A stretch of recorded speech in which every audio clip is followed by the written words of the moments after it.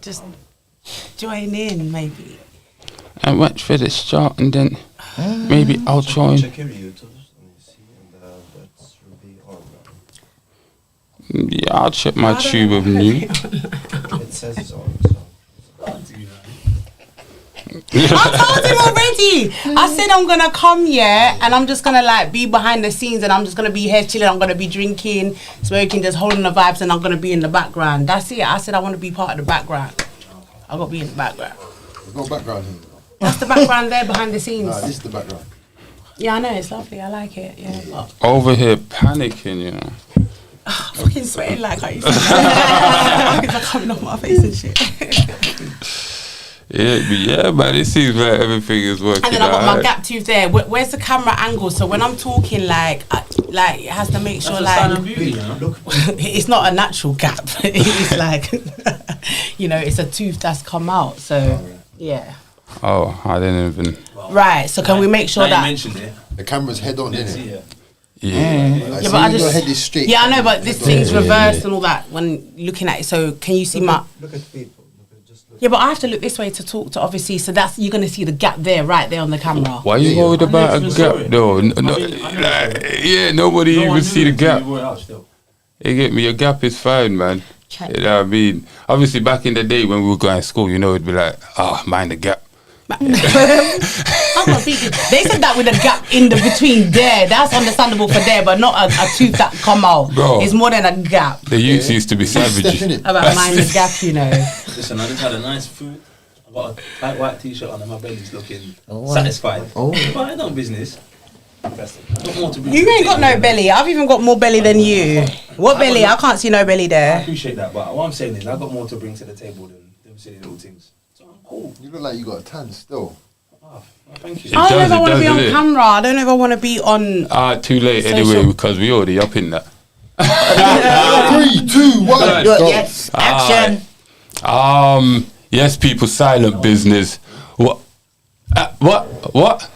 Are you getting on to me already? Nah, joke. I'm just messing. Yes, people, silent business. Welcome to a new episode. Streets are moving mad. I'm just a messenger. And he's supposed to press that button. Don't shoot the messenger. He's terrible. I'm telling you, he's terrible. It's Reds again, people. Reds behind the scene. You know what time it is. Just Hit a me. messenger. With our new guests, obviously we're gonna get everybody to introduce themselves. Tell you what they do. You understand? But first, we're gonna start with the topic. Obviously you see the title, and it says Eve or Lilith. That's mainly a question to the men that I'm gonna ask. You understand? And yeah, man, let's get into it. I'm silent business, as I said, and we're gonna start from my left. Would you like to introduce yourself, name, age, and what do you do? My name's Laura. I'm a designer. I make clothes. I do vinyl prints. Yeah. Yeah, I do like design and vinyl print. All right, Empress. Name, age, and what do you do? My name's Empress Trisha. My profession at the moment Sorry, one sec. Let me just turn this down. I tell you that mic have to come down, so. Hey. Yeah, go on. Hey. Can you hear me? All right. So it doesn't. It's not in the middle of the scene. This way. All right. Yes. Guys, you got to see Reds quickly. Bro. Yes. It's Empress Trisha. I am 5'5". Yeah. My profession is I'm a domestic cleaner. I clean for the riches. Yes. And I have a family of 2 girls, 2 granddaughters. And I'm proud of that. Nice. And my gentleman, the friend over here. Hello. It's Big Spartan. The Lord of the Dark Arts, the Dark Artist himself, Lord of the Rings. Get me? I do a lot of stuff. I'm 33. I box, I make music. A whole bunch of other stuff. Fitness, all of that. All right. Yes, family. Well gone. Yeah, I'm JJ. I'm 35. I do plenty of things, but some of the interesting stuff I do, I sell black history and black culture books. knowledge, wisdom, you know what I mean? And I currently work in construction because we're going to build it, we have to build it ourselves. So, yeah, I'm just branching and learning and developing in that area still. Just quickly before I move on, I just want to pick up Silent still because a lot of men talk about what they want to do. A lot of men say, I'm going to try this, I'm going to try that. Silent is building it brick by brick, and he's happy to have the conversations that are difficult to have. The conversations that are difficult to have, they're not going to be everyone's favourite, they're uncomfortable, but they're conversations that must be had. So I have to big up my man and salute him, you get me? Cheers, my appreciation. You got a button for that, fam? Huh? You got a button for that? Bro, Reds is moving mad. Brother, press the round of applause button for Silent. Yes, he's got that. He's got that. I couldn't make this up. I couldn't make this shit up. I said that I lacked the talent to make this shit up. Yeah, man. Back again, short and sweet. My name's Ty. I'm 37 now, and I'm a life coach. All right, that was short and definitely sweet. I can't even lie. Hit me, guys. As I said, the theme of today is modern day dating, and I would like to start by posing a question to the gentleman in the house right now, in the studio, shall I speak. If you had to choose between these two types of women that we know in biblical history, right, are the first two type of women to come in contact with Adam, so to speak, right? So if you had the choice to choose between Lilith or Eve, what would be your choice? Right? Yeah, man. All right, cool. I like the idea of Eve. Not gonna lie, it's nice, isn't it? But if I'm gonna be honest with you, based on what we're up against, I would love a rough and it sounds mad to say that. Maybe it's based on what I know of that Jewish folklore of Lilith. Yeah. Based on what I know of Lilith, she's not. I know I like a woman to, you know what I mean, be gentle for me. But I need a warrior queen as well still. I need to know when I'm out hunting, gathering, or doing what I need to do, or if I get licked down, then the first line of defense for the youths is there. I need her to be rough and ready in the right place at the right time, like soft at the right time. In the same way that she's gonna need that from me. She's gonna need me to be powerful outside, take decisions, make decisions, but on the same side, be gentle with her when the time's right. You see what I'm saying? So I don't know, based on what I think I know of Lilith, I kind of like that idea better. But then again, and I'll tell you what. Difficult one, isn't it? I'll tell you why I even agree with that. Because you know where you stand with Lilith. Lilith, you know where you stand with her. You see, with Eve, she comes across subservient. She comes across like she's with you, with them thing there. Yeah. But when you say to Eve, yo, listen, we're not doing this, you know. See the apple thing? I spoke with God. We can have anything we want. This is our planet. But just the one thing that we can't do, we can't go and touch that tree. So no matter what comes to you and makes you feel good and whatever, are we not in this together? It's not just about, it's my word and I've spoken. Yeah. We're in this together. So if we've made a decision, you know, and I've given you some wisdom to say this decision needs to stand. And then you go and you say, actually, you know what? One of the decisions still, man, I'm gonna yum the fruit from the tree, innit? And you know what? I'm your woman and I'm gonna lead you. I'm gonna say, yeah, actually, yeah, you need to yum some of this fruit as well. That really, that's not really what we need in order to deal with some of our problems, based on what I understand of the story. But somebody else might be able to give me a different angle or a different approach at it. Well, my brother G, I want to know, Yeah. what's your version of Lilith? Explain it for the people then. Well, you know what? From what I remember of that story, having only breezed over it a couple of times, she didn't come across like a subservient woman. She even wanted to be, when it came to lovemaking, she wanted to be on top as well. Give it 20 minutes. So she wanted to be on top, and she didn't.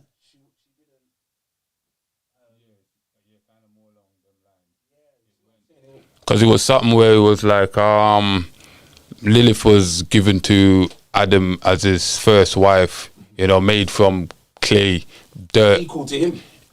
so to speak, right? But like obviously she came after. I don't really see the equality there, but yeah.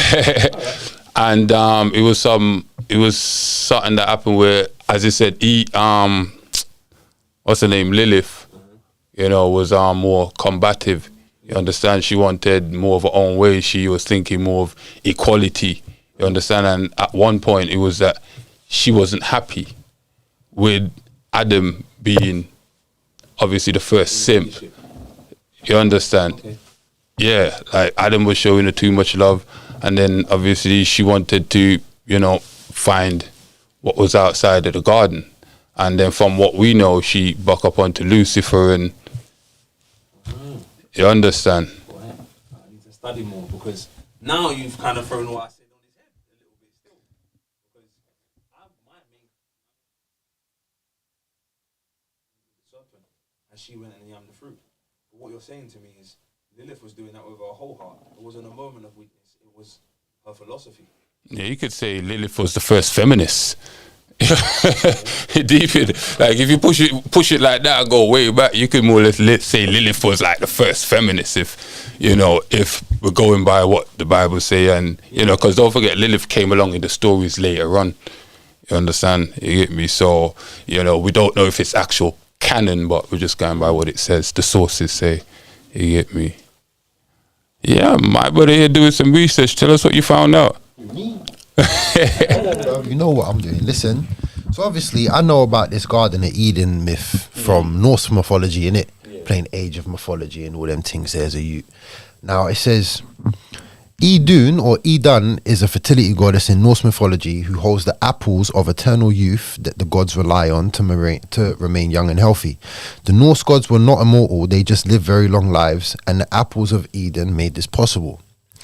So obviously I'm trying to gain a perspective, looking for this Lilith woman and other mythologies and that, so I can gain a further understanding, so I can answer your question, my brother. Because I'm thinking, what is the whole thing with this apple? So obviously, if you follow the Bible etymology, whatever you call it, they lived for 1,000+ years afterwards, after they ate the apple and left the garden, didn't they? The apple makes the Norse gods live for 1,000 years. So obviously I have to understand, who is this Lilith woman, bruv? And what happened to her after? Would I really choose this woman that dipped out from the garden, fam, and left, man, with her whole heart? Her whole philosophy was to cut out. I don't know about that, fam. I might have to choose me a Eve still. And believe, that's what I'm saying. I've never heard of this Lilith. Yes, where she come from is knowledge to me now.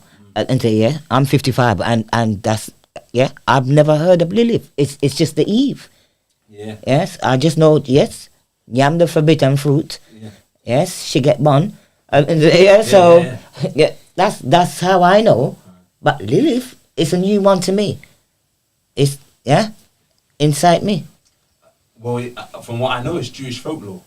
So there was a lot of folklores that were around, and from what I know, and I think they came together to put together the Torah. But I'm not sure what things were involved and what was omitted. You know what I'm saying? Like there's another thing that is said about the curse of Ham, and about, some people say, do you know about the curse of Ham? I don't want to take us off the topic too much, but this is another story that I know, where it says that when Noah was naked in the tent and his son come and laughed at him, he come back and said, you know what, you laughing at me when I was drunk and naked in the tent, I curse. I don't know if it was Cain. I don't know who's old. But was he drunk? Apparently he was drunk in a tent at one time, and some people from the scripture, they read it and say he was naked. Now there's a story where they come out and they say, I curse you to be hewers of water and basically slaves to your brothers until the end of time. But then someone at some degree added, I curse you to have black skin, I curse you to have thick lips, I curse you to have long penises. Right. So someone's added that, and then someone else has used that to make themselves feel comfortable about what they was doing at the time when they was transporting people all around the world. So if you look at, there's a photo called The Redemption of Ham, which is a Brazilian photo. Google it. And it shows you the concept of how you can redeem yourself from this curse. But when I'm looking in the book, I'm not seeing those words. So where's this kind Where's it come from? mythology come from? You see what I'm saying? Yeah. So there's a lot of ideas that come around the Bible like that. Obviously, there's 66 books in the Bible, but where's the book of Enoch? You know, where's this book, that book, and whatever? So I think that this story of Lilith is also one of these stories that could possibly be older than the Bible, but wasn't put in the Bible. You know? It sounds like she was. Yeah. Yeah, but you see, but here's the thing. Remember, Lilith was made from the same clay or earth that Adam was made from, and Eve was made from Adam's rib. So that's why I said there's an issue. Right. There's a system here where that's why I was talking to him about this equality concept, because she was made of the same essence that he was made of. But this is Rather mad made from him. because it says she's a feminine figure in Mesopotamian and Jewish mythology, theorized to be the first wife of Adam and the primordial she-demon. She demon. Oh, see. Lilith is cited as have been banished from the garden for not complying with and obeying Adam. Is that your? So who banished her? God. God banished her. Or Sharon. All right. So she'll get banished. Also, for Lilith too. Alhamdulillah. Take a seat on the sofa. Maybe I should be chewing gum on this. Greetings. I think you can fit. You should not be chewing gum. It's alright. No, man. God, Chewing gum. damn. Yeah, man, everything good. Yeah. You don't know your Bible? Welcome, by the way. Thank you. Thanks for having us. See, It's not Bible study, by the way. it's not, but we're just discussing a concept. Sunday, so it's fitting, Yeah, innit? exactly. So it's alright. Yeah. It's good that the sofa's balanced now. I'm smooth with the rough. You see there. Yeah. Simon asked us about. Simon, Who would you do you want to give your feedback before I open it up? Sorry, man. That's okay. Hey, move over that chair a bit. I read the Bible from like a decade ago. The whole team? Yeah, the whole Move over. But if you ask me about it, I'll probably know parts and bits of it. When it comes to Lilith, I have no idea about it.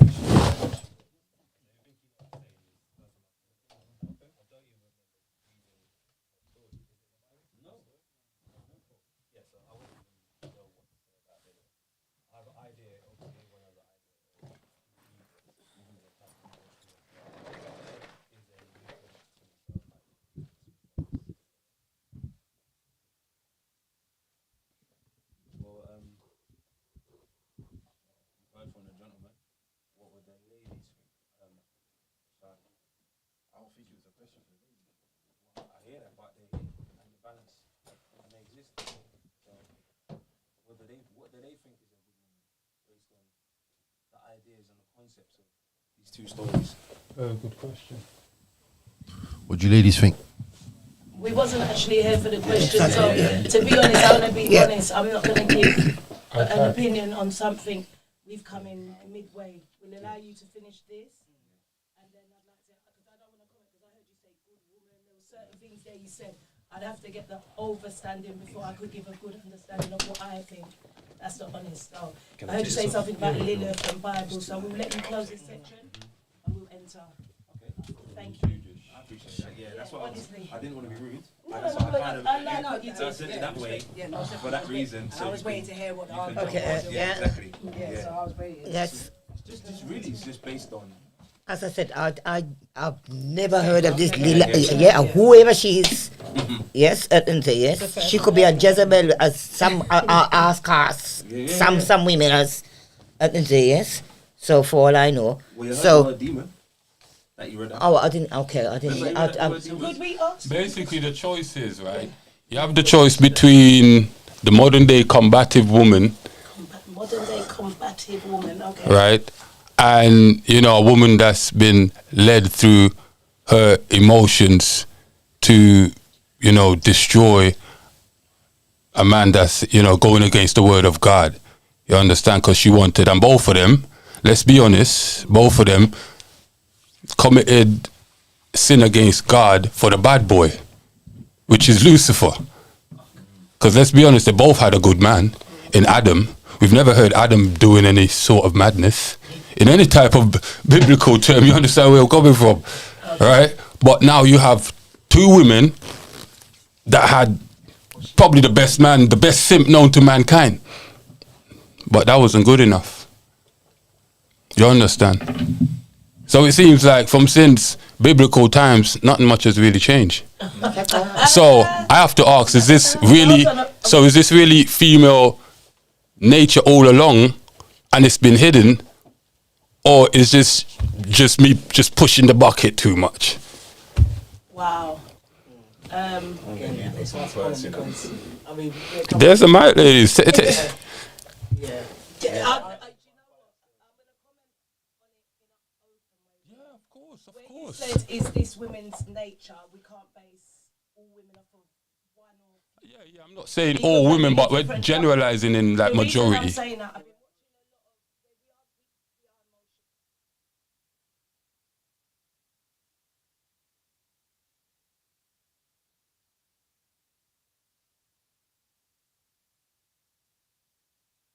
self-studying and self-understanding self before you can go somewhere else. I've been watching this guy called the Male Guardian and J.R. Wisdom, and I didn't realise there was so much women out here doing some unbelievably crazy things, which is not a representation of everybody. Like example, if you don't mind me asking. I just say there's a lot of women that are doing things and they're non-negotiable like men. I didn't know we were out here like telling men, I'm having a baby, it's not yours, you're going to look after it. And having this serious conversation. Sometimes I have to ask, is this a skit? Is this a joke? But these things are really happening. It's happening.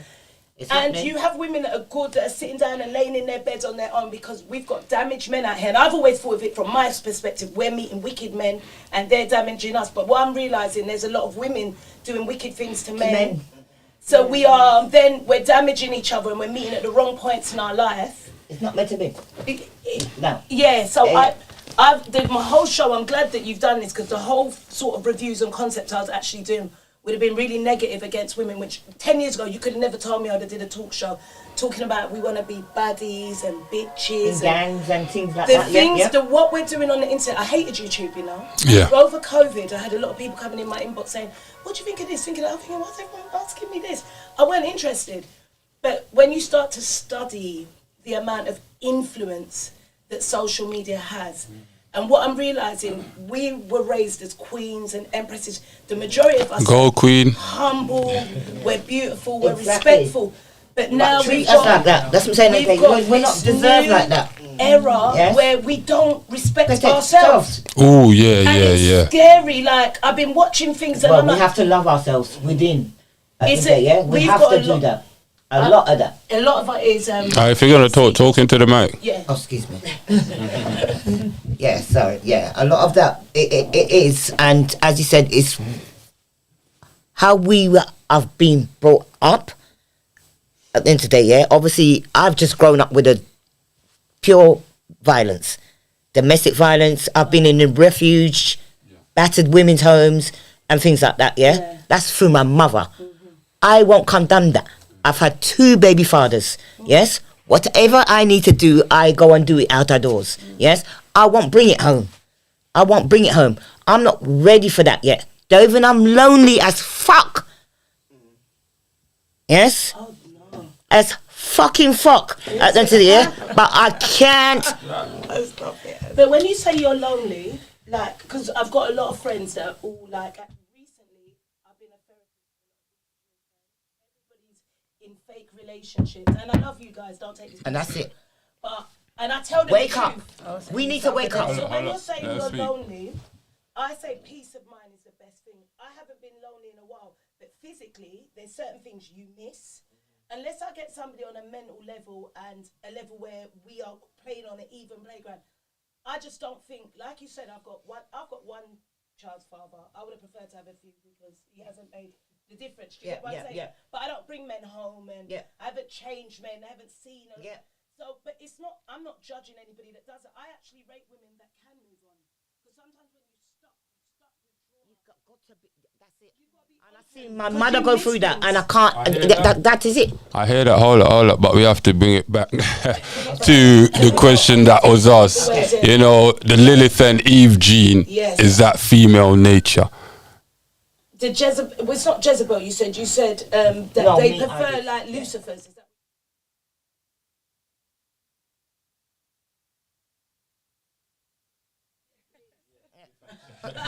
Yeah, my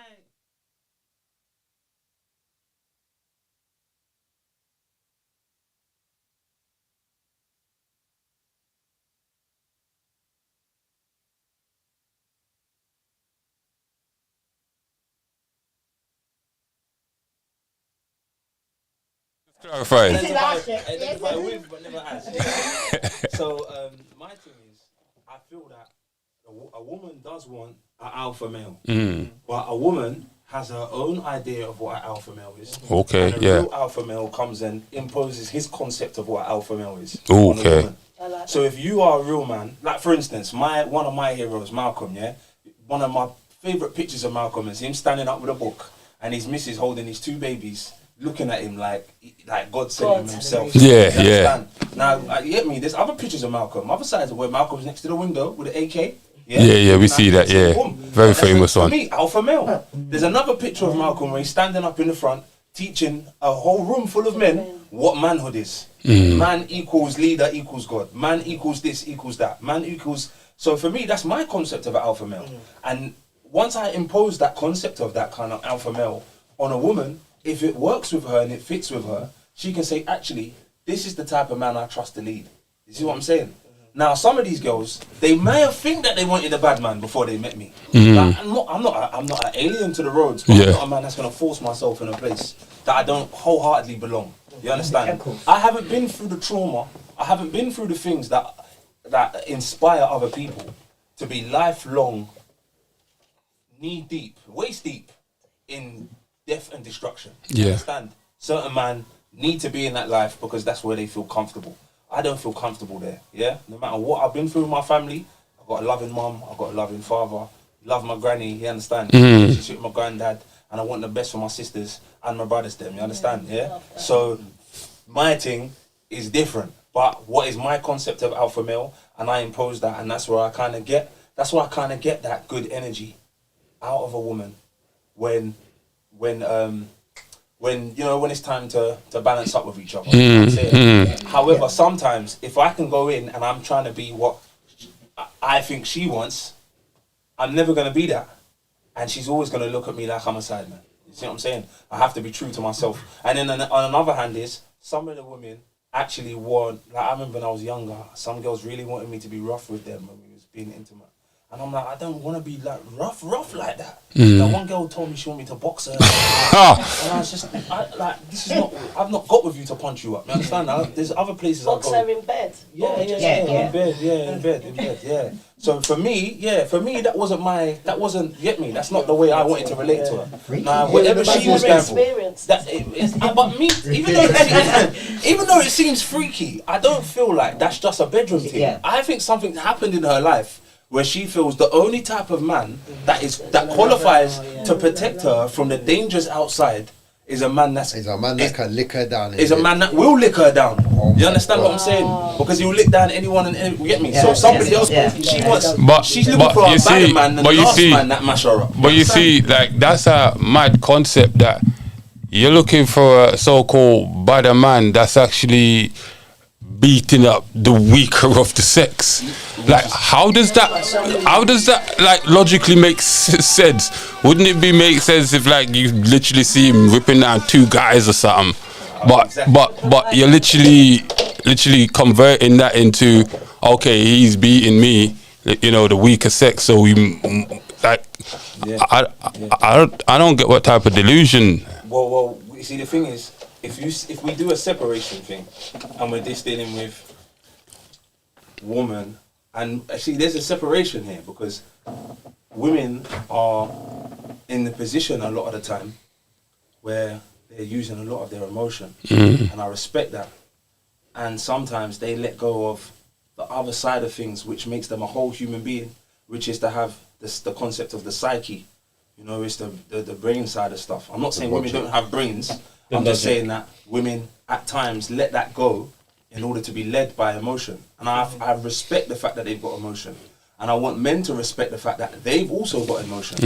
And if we're overly obsessed with leading with this concept of psyche, it becomes, you understand? We forget how to relate because we don't have an emotional approach to things in order to be able to relate and understand and connect with some of the things. So, for instance, woman having a heart. Now look, it's a small family here, but we've still got mixed company because we're on YouTube. Yeah. But let's just be honest. At the front of every march I've ever been to or ever seen, there's a black woman. Yeah! Whether it's for the cats and the dogs, it's for the feminism, it's for this. She's at the front of every march with her big heart talking about what she wants to do in order to change things. You see what I'm saying? And you see, and we are emotional. And even my charity in the business, it was emotional. It's true. And there's nothing wrong with that. And there's a time for that because there's an emotional connection you've got to have with the children to just know what that cry means. When it's just crying to my ear, but to your ear, no, that's the food one. Let me put that to the breast. You understand? No, she's tired. Let me just. You understand? The nurturing, innit? Yeah, That's man. There's a magic that you bring to the table. That if you don't know how to harness it, you're gonna rule. It's a weapon, in fact. And if you use this weapon in the wrong way, you will harm everybody around you. In the same way that a man's temper, if we use it in the wrong way, we're coming home to use it on you. You know, who is it? James Baldwin and what's her name? Nikki Giovanni. They had a conversation one time, and she said, "You're out there smiling at the white man all day, and you come home and bring your damn grumpy self to me." She said, "I want you to come home. If you're lying to him, lie to me as well. I want to see you smile too. I want a bit of peace from you as well. You understand?" Exactly. So it's this kind of balance, you know what I'm saying? And I can get deeper, but I'm trying not to. It just kind of sounds like you're just pitter pattering, and you're trying to say that, like, you know, the women need to be led. Well, because it seems like I do agree in a sense, but it seems like the women don't want to relinquish a certain level of control, and they're constantly on the defensive, whether it's being independent and go get. So even whatever man comes into their life, they don't even fully embrace that man like that. You understand? Fully get him into their life like that. You understand? Because they're probably thinking, you know what, it's a matter of time before you mess up and you have to go. So it's constantly on the defensive. You understand? So when is it going to be like, you know what, let me deal with my youth if I got youth, or let me deal with myself and leave dating and men out of the question if that's the case. Because that's a logical decision instead of some emotional bullshit that we're running behind and claiming to say, it's all nice. And I get that it's all nice, a woman's love all of this. You understand? But like, when are we in the era of, obviously this era of where emotion trumps logic? I just want to say something on being led. Nice, cool. If a woman gets a good man that she can trust and he's showing those, we want to be led. Like, I'm a strong person. We're independent. I do things that I wouldn't want to do. We'd like a good man to do it. We've been let down so much in our life, and it isn't just by men, it's by fathers, uncles, brothers. Family. We've been let down so much. Like, I'm studying myself the last 10 years, and I've realised I'm strong and I'm this way because I've had to be, not because I want to be. If there's a man that can lead and I can trust you and I can be back and just support you, we will do that. I just want to say that. I hear that, right? And my rebuttal to that is, right? And it's for the ladies. This one is mainly for the ladies, so I'd like all the ladies to answer this, right? So you saying that if you find, you know, a man that can lead you, you'll fall behind his leadership. But like, my question is, what is a good man? Can you identify a good man? Right? And is he not a good man because he cheat, but he's still providing? I'm going to let you answer. I'm going to let you answer that. Why? I'm going to let you answer that. I mean, morally, I guess you want to be a good man because if you've committed to a particular man and a particular woman, that's a commitment that you made. So, with the examples of Malcolm X here, to me, that would show exactly what a good man is. So when they're showing those characteristics, and like my friend said, hey, if you're willing to connect and allow him to lead, then that definitely shows you that he's a good man, in my opinion. But cheating, like, leadership can be fake though. But you would have You understand? because I'm not saying, like, you're not just going to jump into it, so it's all learning, it's a journey.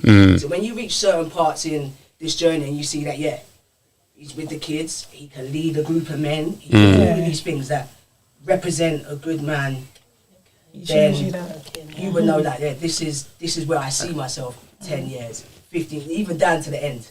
Like, this is who I'm going to be, this is my ride or die. So, yeah. You can pass it that way. Yeah, one of you ladies answer, come, what is a good man? Like, in your terms, because there's, like, you know, like, women always ask, where's all the good men at? You always hear that on social media. It's like they wake up and that's their gospel when they just open it. Where's all the good men? Everyone's individual. You understand? So, Yeah, in your eyes, what is a good man? Man that can provide and they Come can closer lead. to the mic. If it's emotionally cheating, sorry, or physical cheating, it's still. Oh yeah, the cheating aspect as well. Yeah. But I mean, yeah, well, this is it. So once you define what cheating means to you and what it means to me, and we're on the same page, then we will know that, all right, well, he's cheating or I'm cheating. So I mean, again, it all comes part of the journey with understanding with the partner that you're with, and if there's a balance, which there should always be a balance, but it's hard to have a balance in this time and age as well. Again, but I mean, it's always possible.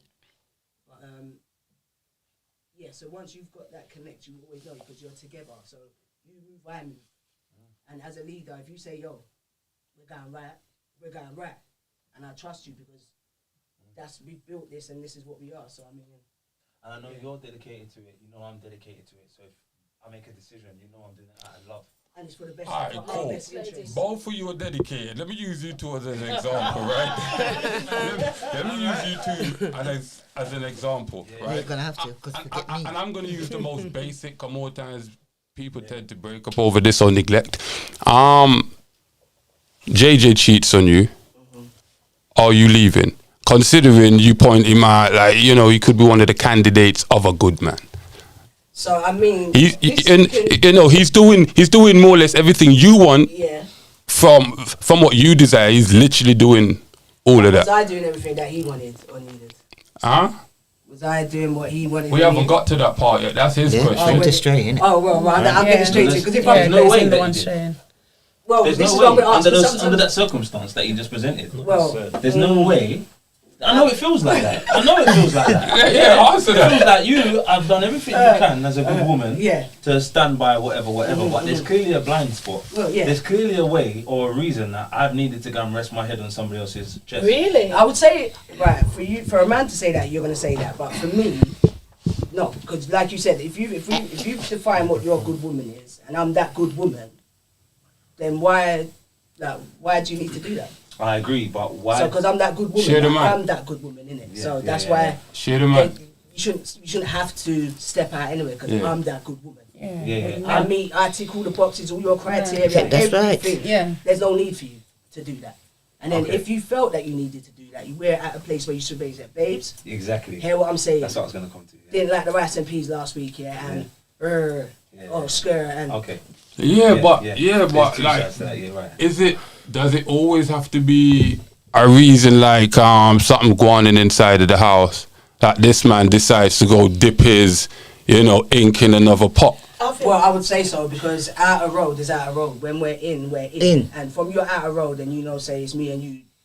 It's me and you. So there ain't supposed to be no drama outside. Okay. So the drama's only ever going to be inside. All right. But don't you think a man?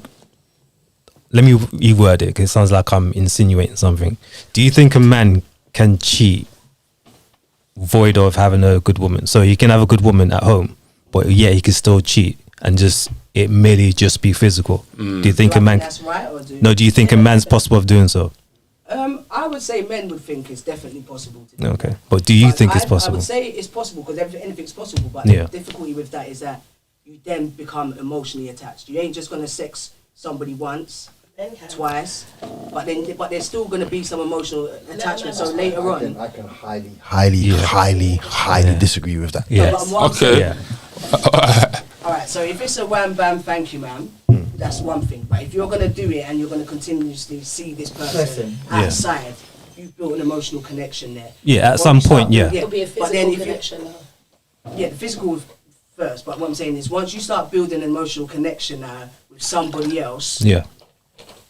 it's now gonna be Jog on. because when she's giving you problem out there and your good woman's at home, you're thinking, why is he behaving like this? I ain't done nothing. It's got nothing to do with you. And now you start questioning yourself. Now, what have I done? What am I not doing? Well, it's my girl over the road there. That's not. Yeah. So once you start stepping out and doing that, you're only then inviting temptation. I think you were talking about before, yeah? Yeah. So, Yeah. temptations and other extracurricular stuff. So you do agree that a man can physically have sex with a woman Yeah, most and definitely. void of emotion and No, not void of I believe that. I mean, we say void of emotion, but yeah. once you're connecting with someone, there's already an emotion. So if I've said, hi, how are you? you know, I feel like I'm gonna give him a thing tonight. There's already an emotional connection. On your for you. For the man, that's what we're asking. So Yeah. For you, because we're speaking from a man's perspective. Yeah. So That's I'm what it saying, was. so I'm saying for a man as well, yeah. Because I mean, Okay. I'm Okay. just saying in general. Yeah. Once you build, once you communicate with someone, you know that it's either going to be a yes or a no. And if it's a yes, you're going to be like, "Where you from?" How, you're going to start asking questions. Okay. You're going to, because you're, well, I'm just presuming, but you're going to ask certain things before you dip in there. And so you've already. I'm looking from a man's perspective. Yeah. So I'm just curious. Because I'm Take the mic. listening to from both, from men and women. me and you are friends, and we have very different opinions on certain things. But one of the things I do believe, you were asking about a good man. I'm just going to say one thing to you. In this culture, this cheating thing is one man, one woman. We went Gambia, and like I told you, there's back in the day where men were allowed to have multiple wives. I hit the round of applause button now. Can you Yeah, I know, but that's not cheating. That's But it's not cheating. I couldn't make this shit up. I'm sad that I lack the talent to make this shit up. Because he cheated one time. Yeah. There's got to be a lot more to it. go on. Okay. There isn't enough men for all the women out here. We have men dead, gay, jail. We have so much, and with different nations. We're not staying in-house anymore. So we've got so many options that people don't look at because they're worried about what somebody else will think. And what might not be for her might be for me. Do you understand what I'm saying? If you've got a good man and he can provide for more than one home, nowadays it's not something that's any woman's going to say to you they would ever. It's not but ethical. it can work. These things can work. So when you're saying cheating, So I would have classed that Cheating is That's- the lie. If you're I didn't married- say it's cheating. Yeah, no, I was just saying. That's why I was saying it different. I just wanted to throw that out there, and I wanted to hear what you wanted to say about good men and what you were going to say about men and the connection. Yeah. You disagree? Yes. Tell us why you disagree. Well, first and foremost, I'm a man. I know from experience, innit? I don't know if I should say this, you know. Can I drop your side thing? Can I drop your side thing? Hold up. Depends. Let me say this. Let me say this before you continue. Hold up. And this is what I'm talking about right now. Are we dealing with men or mouse up in here, right? And the only reason I say that, listen, the only reason, let me show you the only reason I say that, right? Because when you said something a while ago, right, did you see how the men, oh yes, that's what I, but they couldn't say it before. You can tell they had it on their mind, but on their mind to say it, but it seems like, I'm just saying, maybe I'm wrong, I'm just pointing it out, innit? Bruv, I went on TikTok live this morning, Yeah. and I've already received like 6 messages, bruv. Man's already been blocked by certain accounts. It's all long for man. It's all long. Yeah, I'm very controversial. That's why I'm behaving today. No, I want you to be yourself. I ain't drank no liquor. I ain't smoked nothing. I'm behaving. I'll do it for you. My Jenna, there's some tact there, you know. Nah, I'm good. I got sparring tomorrow. Still. Okay. Say What no. I'd say in being controversial is good, and being controversial is what we're here for. We're here to put our different ideas out there because there's so much going on in the world. It's we're opening a conversation. People are scared to speak and be their self. Like me, myself, people have been asking me to put myself out there for years because I'm an honest and genuine person to myself. Do you understand? Your opinion might offend me, but you're not going to offend me as a person because that's your personal beliefs. You can't break my belief and I can't break yours, but I feel like you can open people's minds and you will open up things that a lot of people are thinking the same, but they won't actually say it. Do you understand? So and that's why we're question here. you asked me before, innit? What did you ask me before? Me, just now? Yeah, go on. So the first, obviously we're talking about can you have sex without having emotion? You wanted to. So you I asked me a question, innit? Can Go I on. sleep with your sighting? It depends. I want to know. You see, understand? It depends. You understand what I'm saying? I might share with my brother. You get me? It depends. No, I'm not saying your wife because everyone says Not my wife. Not my wife. Not my. So can I drop them? So let me drop them. Let me drop. It depends. On what? If I give you the go ahead. Yeah. If I don't give you the go ahead and you just look at the chop, like I would look at you as my bedroom funny, blood. Yeah, because you ain't got no. Do you want me to be honest? You ain't got no emotion. Listen. It's not my first rodeo, innit? Man shared before, still. Okay. Yeah, you get me? It's nothing, fam. It's nothing. You see what he said? That's what I'm saying about emotion. That's what I'm trying to Brother. show you. It's nothing. It's great. Put it this way, man don't want to walk around the corner and buck up on my brethren chopping something that I'm chopping or used to chop. My brethren should have the integrity to say, yo, big man, this and this are going. And it's like, brother, do your thing. You get it? But if you're chopping and you're being deceitful with it, brother, what else are you being deceitful about? There's I can't trust you we with don't my want team. no I can't deceit. trust you with my team. That's when it's a bigger picture. You understand where I'm Like, coming we from? work on different principles. We work on respect. So therefore, if you're chopping my side thing behind my back, you don't respect me. She don't respect me. I don't care who likes who. I don't care how you feel. Don't care how I feel. But we work on respect. We work on that level of respect, credibility, reputation, etc. And if you're chopping my side thing or whoever behind my back, bruv, you don't respect me. Yeah, because don't forget, I've literally given you that title of friend. You understand? My friend, we're going hard for each other. Anything you need, I'm there. You're there for, like, and you just broke that trust because you couldn't tell me one little thing because you want to be sneaky. That's mad. Let me just say, going back to what you were saying when you were talking about two people meeting each other for the first time. This is giving women a bit of a game, but Give it to us. Don't do it. Give it to us. whether the man's single, let's put cheating to one side. Let's say the man's single. It depends on what his motivation is, whether he wants to look for a woman to date or he just wants to get a leg over. Yeah. So, yeah. So, He didn't know that. That wasn't on the rest of it. so if we don't actually plan for long-term relationships. We get a girl and hope for the best. Oh, is it? Yeah. I think that's honest, and I think I that's I prefer you to be that way. I prefer you to I'm be not that saying way. all guys, and I'm not saying no. every time, innit? I'll say this. It depends in what part of life you're in. Yeah. So if you're, let's say you're an older man, you're in your later 30s and things like that. If you've gone through your younger years just shopping and you've had that period of being a playboy, you've got it out your system, and now you're 30 plus. More times you're looking for a long-term relationship now. You're not really looking just to get your leg over. Yeah, you want to settle down. Do you know what I mean? So for most men, that's at the forefront of their mind when they're at that time period of their life. So when you're approaching a girl, let's say this guy is in his mid-20s. He's not ready to settle down. He wants to get a leg over. So he meets the girl. He speaks to her, blah, blah, blah. There's no emotion attached at all. Do you understand? On his behalf. Because he's just spitting whatever he needs to spit for him to get your number and to get a drawn leg 8 over. different things that day. He's got a snap for 15 other girls. Exactly. So he might come to lines with, you're the most beautiful girl I've seen today, all that kind of nonsense. Truth be told, you're not. You're probably not the prettiest girl he's seen today. But he's going to say things that are going to make you smile to get the number. He's got an ulterior motive. Do you understand? So there could be no emotion. I don't know if I can speak for most all men, but most men can sleep with a girl they hate. Yeah. He had some. No, not necessarily. No, I no.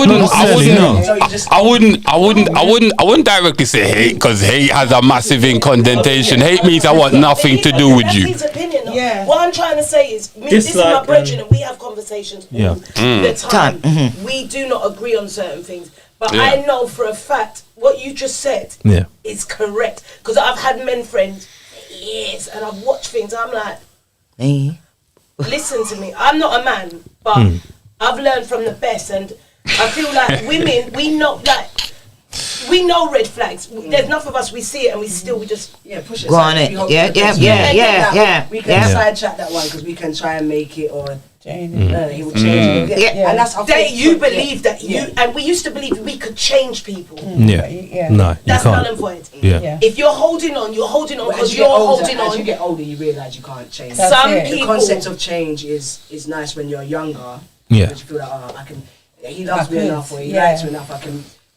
He will do this because I'm this. That's But bad mind, you know. What's bad? What's You bad get with mind? a man for who he is and still set out to change So him. it's like, so you're like trying to make him, trying to raise him or like bring him up. So If to that speak, man but has not done that bring him up himself, you ain't doing that. That's true. If that man has not done that himself, and he's not on a mission to do that himself, and he's not surrounded by a group of man them that are doing that with him, you ain't doing it. Not necessarily. Not necessarily. Sorry, boy. Not necessarily. But that's what your hopes and intentions are. Sorry. Yeah. Until you're in it and you're like, do you know what? He is like that. He ain't gonna change. He ain't gonna change. Yeah. You try, yeah. So elevate them. But I ain't there to change a man. Yeah, not there to change, but you're trying to elevate them. Yeah. You can be them. Yeah. Yeah, but you have to remember that nothing's absolute. So you're gonna get some men that need a supportive woman to kind of get him to the next level. But you have to kind of see that within the man. Going back to what we were saying before, I would say that men are opportunists. Men are opportunists. So a man could be in a relationship, he could love you. You could be his future wife. If he has options and the opportunity to do so, he might just do it. And that's coming from a man. Consider it like a part-time night shift. Yeah. Do you know what I mean? It's a part-time night shift. Oh, I gotta wake up, go to work, 2 hours, Yeah, come back. sex for a man can be like almost having a meal. Do you know what I mean? You enjoy having a meal then, but when it's over, it was nothing. It was nothing. It was just that.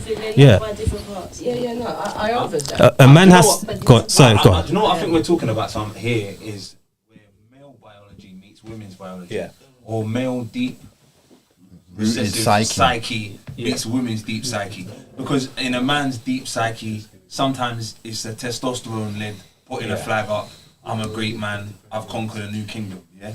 And in a woman's deep psyche is I'm looking for a great man, and he's so great. 100 women want him. But there's something so special about me that he just loves me. Yeah. And you laugh because you know. So what box would you put that in? What box would you put that in? That's when it age. Yeah. That's when it's all about the change. Because you believe that you can do this and I'm this and he's gonna be that and I'm gonna be this. So you realise when you get older. Relationships and you've got baby fathers or baby you've had mothers. experience now. And there you life go. experience that you learned from. But when you didn't and you was biologically led, your biology said, I want the alpha, I want a great man, I want the man that can get 100 gal, but he sees something so special. Well, maybe that's not the type of alpha. Nah, you know, maybe you didn't know he was getting 100 gal. Maybe you didn't know he was getting 100 gal, but he was getting 100 gal. Him as well. 100 gal like him, don't mean he picks them, but he picked me. Wow, it's something special. But if I can change him because he sees something so special in me, then and I think that is sometimes the basis of female biology or female psyche, which will keep them safe for thousands of years. That is now a reflex that is retrained by today's human experience. A lot of things are biology trained by today's human experience, the way that we treat each other and the culture that we're in. Because even though we're all black people in this room, some of us we're from different, let's say, tribes. You understand? Some of us might be native to Africa, or even within Africa in the different places. You lot went Gambia, so you could be Mandinka, you could be Jola. You understand what I'm saying? So even there they got their thing, and then boom, we come there. When we come there, and they say, welcome home. They want to take a jufle and all them things, get me? But we really, it's lovely, isn't it? And I feel like, we should have been doing it years ago. Exactly. We should have went home. No, believe me, we need to. Africa is where we need to go. We should have went home. Yeah, that's where we need to go. But guess what? We come there with our own. No, but we come there with our own damage. Where we gone? We come. No, hold on. We come there with our own damage. You see what I'm saying? So then there's a different culture that we're dealing in. And even though we're one people, and we will see ourselves like that with our little pockets of culture, we've all approached things different because so that culture is how we've been manipulated in today's time. And that's what Silent keeps talking about, the modern woman. Because the modern woman and the modern man is manipulated by modern times. And media. Yeah, you understand? Social media, that's a big part. That's a big part. Broski. That's a big Broski. Guys, listen. I understand what you're saying, and I don't solely disagree with what you just said.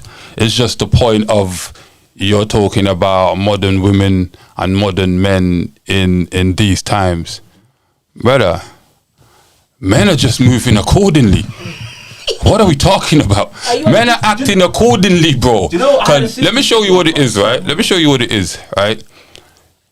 If you just wanna be bossed down by the guys that you like instead of the guys that are good for you, right? Already at the start, you're making a grave error, right? the friend zone guy is probably the guy that's good for you. The first, your best friend that you probably met years ago was probably the guy for you. You understand where I'm coming from, right? So if you're just giving up free vagina, right? Aren't you gonna expect the man to act accordingly, because that's mainly what we're after, vagina? So don't you think the onus is on these women to protect their value a lot more? Because men are gonna try to get it regardless. You understand where I'm coming? Hold on, let me finish, let me land. Sorry. Men are gonna try to get it regardless. So I honestly believe, right? But I get what you say, modern day man, the mindset, right? But I genuinely think most of the onus is on the woman pushing this type of degeneracy in our society. You understand? That's my opinion. Well, I grew up thinking I needed to get. I was as a black man, I was gonna have to get rich or die trying, and I needed hoes in every area. The music there.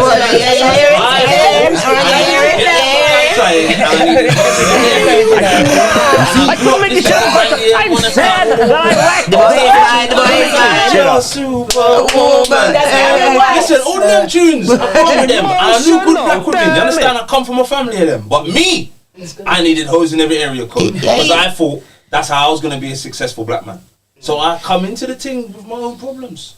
Before I even knew how to get my leg over, I was reciting them kind of poems to myself and thinking that was the kind of quality of man that I needed to be. You see what I'm saying? So yeah, we move accordingly, but moving accordingly to what we think success is. Yeah. And I think sometimes our sisters do that too. Yes. Because they turn on TV and they say, oh, but look, okay, she's got, like for today instance, oh, she's got VBL, so I must go and get that. Oh, and other places, oh, she bleach up, so I need to bleach up. Oh, she's got this, I need to do that. I need to stay competitive, because I'm going to be left behind. The man ain't going to want me. And if man don't want me, I'm not valuable. A lot of the time women seem to feel like that. So do you think, in regards to just girls and women going out and trying to keep up with the times, do you think they were doing it because this is what men liked, and so therefore the women started now going out to do it? Women do it for other women. Let her land. I think I know where she's going with this. Let her land. Or women just tend to do it because they're just not happy or confident with themselves. Men, go on. I think when you say confident in themselves, confident to do what, I don't always think it's so again, men. women always want to look good. Look good for who? Yeah, hold on. Women, first and foremost, want to look good for themselves. Inside and out. First and foremost for themselves. Mhm. But you looking good for yourself, and if you're a single person, you also want to be attractive. And not attractive in a way that, yeah, everyone's going to run you down, but with your grace and your elegance that you carry within yourself anyway. So what you're feeling inside, you want to portray it outside. So that way, for me, obviously, I don't require a BBL or no breast enlargement. Yeah, man, we see that. I'm okay. I've always been like this. I'm confident within myself. But there's women again that have been influenced by what they see and what men say. I want a girl with a big butt. I want a girl that's got arse like hers. I want breasts or lips like hers. Sure. So when you're hearing that, and there's particular men that they only go for this shape, and that's your right. friends are like this and you're not like that, you now feel like, right, I want a man like that, even if he's a bad boy, but I still want that because I'm not getting it. So I'm gonna feel like I've got to join this club where I've got to get fake breasts and fake bums. Can I ask you a question though? Can I ask you a question? Could you let him land first? Because you know what, we're not going to finish on this part. Remember, this it's long. I don't even think it's relevant no more. You know? Oh, sorry. Not like that. I gave up. Listen. No, say it. You might bring it back. Bring it forward. Okay, let me say something then. If you don't want to say something, if you don't want to, that. okay, there you go. Yeah. Do you remember when I was in school, fam? Do you remember me in school? Vaguely. Alright, I was a good you, innit? Yes. Top setting everything. Man wore my trousers higher. You get me? Wore my blazer, tie. Yeah, fam. All of that. Because I was too tall, man. Couldn't find trousers long enough. You get me? It was what it was. But do you remember the day I changed, fam? And I stopped being a good you? I feel like it's a nice to live in your block, fam. I Nah. feel like you had a bit of a, or maybe there was a second change. But Nah, this was in secondary school. In secondary school as well. And do you know what happened? Your man had a crush on this one girl in school for years, bruv, yeah? Yeah, fam. Man had a crush on this one girl since year 8. In year 9, she gave me the time of day. Yeah. And do you know why she gave me the time of day? Her man got excluded from school. Right. Now you see when I actually got with her and she found out I was still a good youth. You see, from that day there, I just got tired. I wasn't interested no more.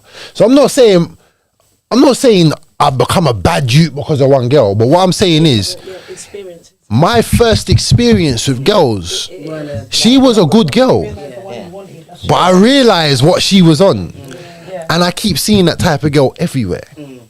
So even today, the type of girls that Silent and everyone talks about, yo, man was going to school with them. They've been about. They've been everywhere. They're just good at hiding. Now they're just being a bit more honest. I wouldn't say they're good at hiding. It's just that we were young, so we as young men were easily misled or manipulated. More naive. Let me tell you why, right? Because we're going after the gal them our age, but guess what? They're going after the older man them. You understand? So they were more clued up to the game than we were. But now that a man has had his heart broken or maybe has gone through some adversity with women, right?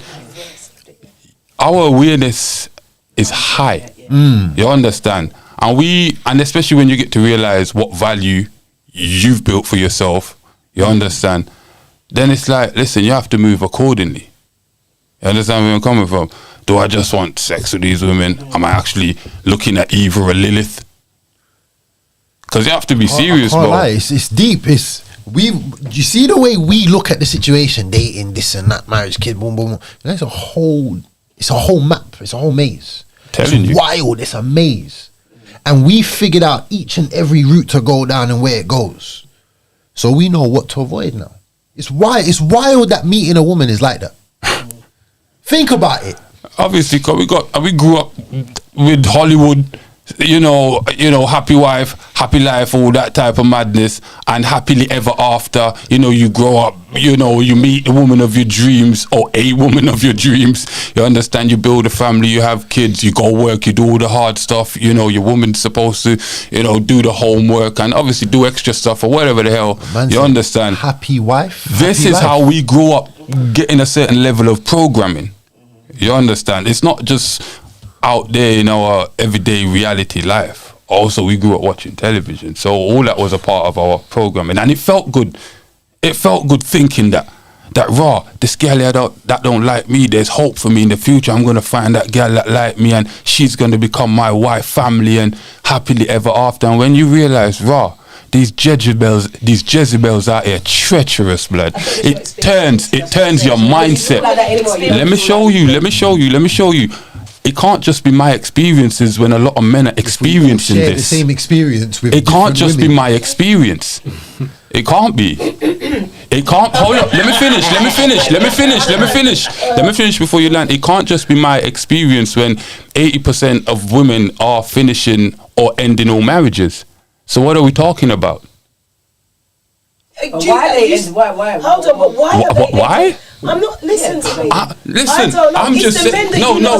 No. What I'm just basically trying to say. Listen, no, you're missing it. What I'm just basically trying to say is the mindset that men grew up with. Find a wife, you live happily ever after. Do you understand? But then. How is it my experience? 80% of women are finishing relationships and are getting divorced. What are we talking about? A lot of guys have grown up with the same, like a similar upbringing. I'm telling you, we've grown up with the same idea about women. When we what is your idea? Well, when we grow up, we see our mum. You know what I'm saying? We grow up with the same idea about women. See, when we get into the world, we see different for ourselves. That's what I'm trying to say. We see different. So is that not who you're attracted to then, where the problem is or not? No. As men, we're attracted to all women. Okay. Yeah, first, if we're talking about attraction, emotion doesn't define our attraction. We're attracted to all women. Just like you spoke about, we might hate a woman, we might just catch her in a certain light one day, where the light just shines off her good side of her profile, you get me? That's it for that one moment, and we want to hit. But that's how it works. Our attraction is different. So when we get into the world, we literally see different. It's mad. Variables in these things. Yeah. Because you know why? Because like you saying, we grew up with our mum. Like, and in no way I'm being disrespectful, but my mum's different from your mum. Do you understand what I'm saying? I know my mum brings problems to the table that I'm pretty sure your mum don't. I love my mum. And I know my mum brings problems to the table that your mum probably don't. I know that as well. Now, I might grow up and take it out on her. And I might expect her to be more like my mum. In ways that she's not like my mum, but she got her own problems. Now this is where I see it now. Concepts. So this is where I see it. I look at my mum and her problems and I'm like, right, okay. Now I see the woman you are now, the woman you are when you were raising me. Now I see how you got there because I've had my own experience up until 30-something with other women. Now I understand what's really going on. So now I see why my mum's kind of hard that way. You get it? Now I see why she's wired that way, why she told me certain things. I hear that. So now I know what to do and what not to do with certain women. So when I look at if I find a woman, if I find a woman I really love, this is what's going to happen. This is what's going to happen, yeah? I'm going to forgive her for so much when I see her with her own issues. Because I know how to forgive my mum. So would you expect her to forgive you with your issues also? That's up to her. I don't expect anything of any other human being. That's up to her. You get me? Because if she don't accept it, then she's free to leave. I'm free to leave as well. I don't really care about all of that. She's free to leave, but I'm just saying, I know how to forgive a woman, innit? I know how to forgive women for their past mistakes. I've been doing a lot inner work myself. It is what it is. But is it for you to forgive them for their past mistakes? If I'm interacting with them, if I'm interacting with that woman, if I'm sleeping with her, if I'm talking to her, if man's dating her, if I'm feeding her, if that's my baby mom, I'm responsible for that woman. That's how I see it. I'm responsible for a woman I'm dealing with. I'm responsible for everything she digests, whether it's knowledge-wise, whether the knowledge she's getting, certain food, man will tell her, nah, don't eat it. You get me? Any woman around me is a representation of my current mindset. That's how I deep it. I can rebuttal that and say, of course you can. I don't really fully agree with that. Obviously, that's your opinion, but saying, like, I'm going to go out on a limb here. I'll probably be a bit mad with this comment because it's only the only thing in my head I could really explain that sounds a bit drastic right now. Right? So what you telling me, a fat, undisciplined woman that's around you represents your mindset as well? Yeah. When you're a slim, athletic individual that's doing his thing. That's why I ain't got none of them around me right now. I'm just asking. Well, you see, when I weren't training, mum would have that kind of girl around me. For some reason, when I start training, I'm in the gym, I ain't got no time for that kind of girl. We're not doing the same thing. We don't share the same mindset. I don't talk to her as much. It seems like them kind of girls get intimidated by me when I'm on my game. They don't want anything to do with me. I start getting gym girls. Okay. That's my experience of it. That's just my experience. See, when my mind's gone and I'm a little bit toxic, I'm gonna attract them girls. It's wild. Well, it's energy, innit? So if you're in that toxic zone, okay, change the battery now. Zones as well. Don't get me wrong. I meet other women as well. I meet other women. Or in that zone. Yeah. This is what your attraction is. So therefore, you're gonna attract like-minded people too. So if you're in a room and I tell you look for the color red, you're gonna pick out all the red. If I tell you look for brown, you're gonna pick out all the brown. If I tell you look for, you know what I'm saying? So where my mind is right now, my body follows. Wow. What is you guys talking about again? Go back. You asking a question or we'll go back to that discussion? Yeah. So I remember, so we was talking and you was talking about women. Why do women want to look good? Do they want to look good for a man, or do they want to look good for themselves? And then the third option is, they want to look good to compete with other women. You understand? Oh, God, you just made me jump. So hold on, there's more. Yeah, exactly. Go off camera, it's cool. Subconsciously compete because you feel left out. If that's your group of friends and you all look a particular type of way and they're attracted to certain things that you would like to also have for yourself, But you two are both beautiful sisters, no? Of course. And We both are. of you, and both of Two you, gorgeous and, sisters. and both of you, Appreciate and both of you fashion yourself. Listen. Fashion yourself different. Yeah. Yeah, you see, very different. because you got a different, your own concept, you walk your own path, or the concept What of is beauty. And to me, beauty is. Maybe because you're a big woman, but I think it comes with growth and age, and I also believe beauty isn't a physical thing. Beauty is a mindset and it's spiritual. So you can have really.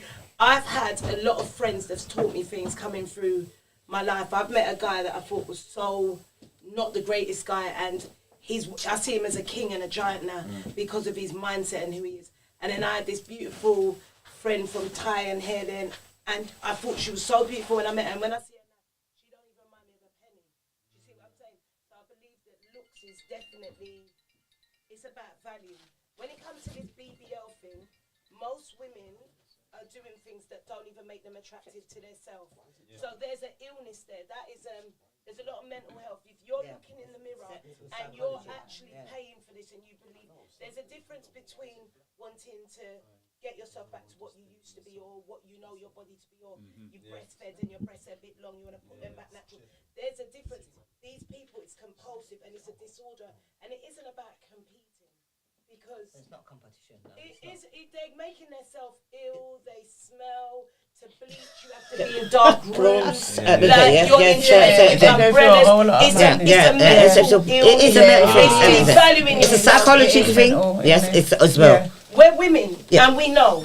The new generation is so wounded mentally, and it's from trauma and issues. I've been on holiday with young, beautiful girls. So they can't leave the room without makeup in the heat in Mexico. Can I ask you a question? You say it's a mental illness, but can we more put it down to it's a self-inflicted mental illness? Of course you can. Yeah, of course you can. Because it's us doing it to ourselves. Exactly. Yeah, but then it goes back to the point, you're doing it to yourself, and as men we're asking the question, why are you doing it to yourself? And it can't be for yourself if doing it for yourself creates a greater harm than what it did before. So clearly, to answer the question, it seems like you're trying to go over the answer and allude to you're doing it for men. You're competing with other. You're competing. It seems like you're competing. I can't say why they will do it because I wouldn't personally do it because I don't think I need to do it. I love my colour. Talking to the mic. I love my colour. Okay. I love how I look, so I wouldn't do that. You know what I'm saying? And I'm happy with the way God made me, so I wouldn't bleach myself. A lot of women I see, because you see, certain videos or whatever, they bleach because they either feel like they'll be seen more, people they'll be liked more, or get a certain job, or it's for a certain guy or something along them lines. But who started that though? Who started it? That kind of dislike for a darker complexion. Well, I don't know, because everyone's got their own preferences. So do you know what I'm saying? It was the society. It's a society thing for me, and I think I personally would say it's a cultural learned behaviour. Because in the same way that white women are, they lead. I'm not saying that black women don't do it, but I noticed that white women lead with lip fillers. They lead with that, but I'm seeing black women. I see a lot of black women that have got their lips done. I'm telling you, black women go under suntan. Oh my God! They lead with it. But I'm not seeing them bleaching. They lead with it. The white women lead with the lips done, definitely. Yeah, they do. But they can't. They do lead with it, definitely. But a lot of black women I see, they've got it, and I'm thinking, I agree with you, but that's what I'm saying. It's the influence of social media, and again, they just want to do what's the in thing. Joneses. And it's the illusion of maybe some of them are what they think. Yeah, but women were having plastic surgery and all them kind of madness before social media, though. But white women was getting tits. Now. Now they want booty. And black women are following it. I remember they started from the beginning when we had to wrap our heads because our hair was this and our bodies were this and this and that. So from time they've wanted to have the lips. Of course. Maybe not the nose. Everything they but the insult lips, themselves. the breasts and the back and the big bam. You understand what I'm saying? So from the beginning of their time to this time, that's what they wanted. So now that they can do it freely, and now because obviously interracial things are going on, it's more that. So when you're seeing a white lady with that almost look like a black woman, You have it. You I got a got triple that, tick. you understand what I'm saying? So now they feel that they could compete because they got the fake batty and the fake breasts and the big lips. So I don't think we're going to talk anymore. Bruh. You need to drop us out with the lips. Bruh. Drop us out. There's problems all over the world for this lips thing. It don't look good. Yeah. On a It fist, don't, stop it. trust. You look like about 1,000 bees sting you. Stop it. But hold on. Even the makeup, the new concept of makeup, that everybody's doing. 3 hour thing. This contouring business, Yeah, did that's that all too not start much. with drag queens? Yeah, it really It's did. not Because they mad. want to define all their Dressing lines up as a more. woman. Yeah, definitely. Freshening up their face Yeah. to hide and make themselves look more feminine. More, yeah. And so these, or to look like they need to be on TV. To look like and a woman. and this makeup, Yeah. makeup really just deal with the fact that you've got very pale skin and you know. You don't Well, makeup They was- do all the Makeup contour Makeup and was stuff for because they dead want to people. change their Did you even have features. makeup like that when you was youth? Makeup was originally for dead people, fam. Not necessarily. No, it was originally dress them up. invented Yeah, for dress them dead up. people. One at a time. Hold up. One at a time. One at a time. He's going back. Makeup. Far back. Makeup was Hold up. One at a time. About 200 years. makeup was actually invented in Kemet. Black That's what women Kemet used is. to. It Yeah, was Kemet, it yeah, was yeah. invented in Egypt, Africa. yeah. That's where makeup originally came from. It was there to enhance what you already have, and sometimes it was there to shield you from the rays of the sun as well. So yeah, but in modern day times, you have to remember media came in different forms. So before social media, there was media in the sense of magazines and so forth. So we had a certain beauty standard, which was what white women look like, European standards, and that's where things started to change, where people started bleaching, because the idea of beauty was for you to have a thin nose, flat ass, lighter skin. So that's where the whole concept of beauty came from. So we had magazines, and then the internet came, and then the internet kind of enhanced that thousandfold, and now we have people. It's kind of twofold, because we had this idea of beauty standard being the white European standard, but yeah, even in Victoria times, we see the women dressed up in those them basket dresses to mimic. Yeah. Yes, and they look pixie.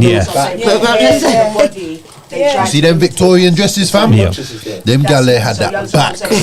Even though they know that Big back thing. Mike, give it a mic. They know what it really is. So Next time we'll be better. Sorry, people. My the bad. appropriation of everything that they're doing, they're making the beauty come forth and actually shine. It's coming back. What the real Started beauty is, you was- understand what I'm saying? Yeah. So yeah. Bro, again, let's take it back to biblical times. Aye. That's even Lilith's deception. That's Eve and Lilith deceiving the men again, blood. Why are you being fake? You understand, everything you're doing is being fake, competing with other women just for men, but you're still hiding that you're not doing it for men. If there was men not on the planet, I don't see you dressing up and doing half of the madness to yourself. Even though you know, hold up, even though you know the weave that you wear, right, is over time gonna cause drip down, Kenkoline, have you ever heard of it?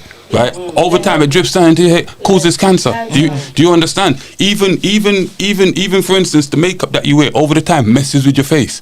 You understand where I'm coming from? But you women know all of this, but you still, and again, you keep putting yourself through it, and then again you claim say it's for yourself. So why are you self-harming?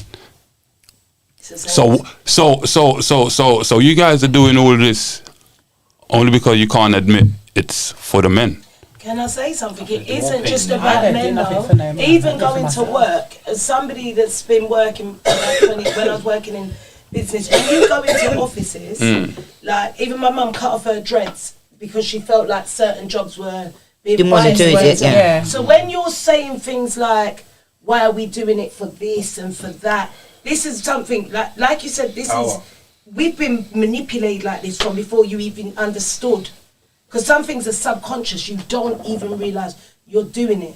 You can feel confident in yourself, hold on. Hey. You can feel confident in yourself and not want a man and want a flat belly because you're used to having a flat belly. And you want your titty up here because you want your clothes to look a certain way. You want to look good for yourself because it's about self-love first. That is your opinion of as a man. When you look, you believe it's what? It doesn't mean competing. You want to look good and feel good.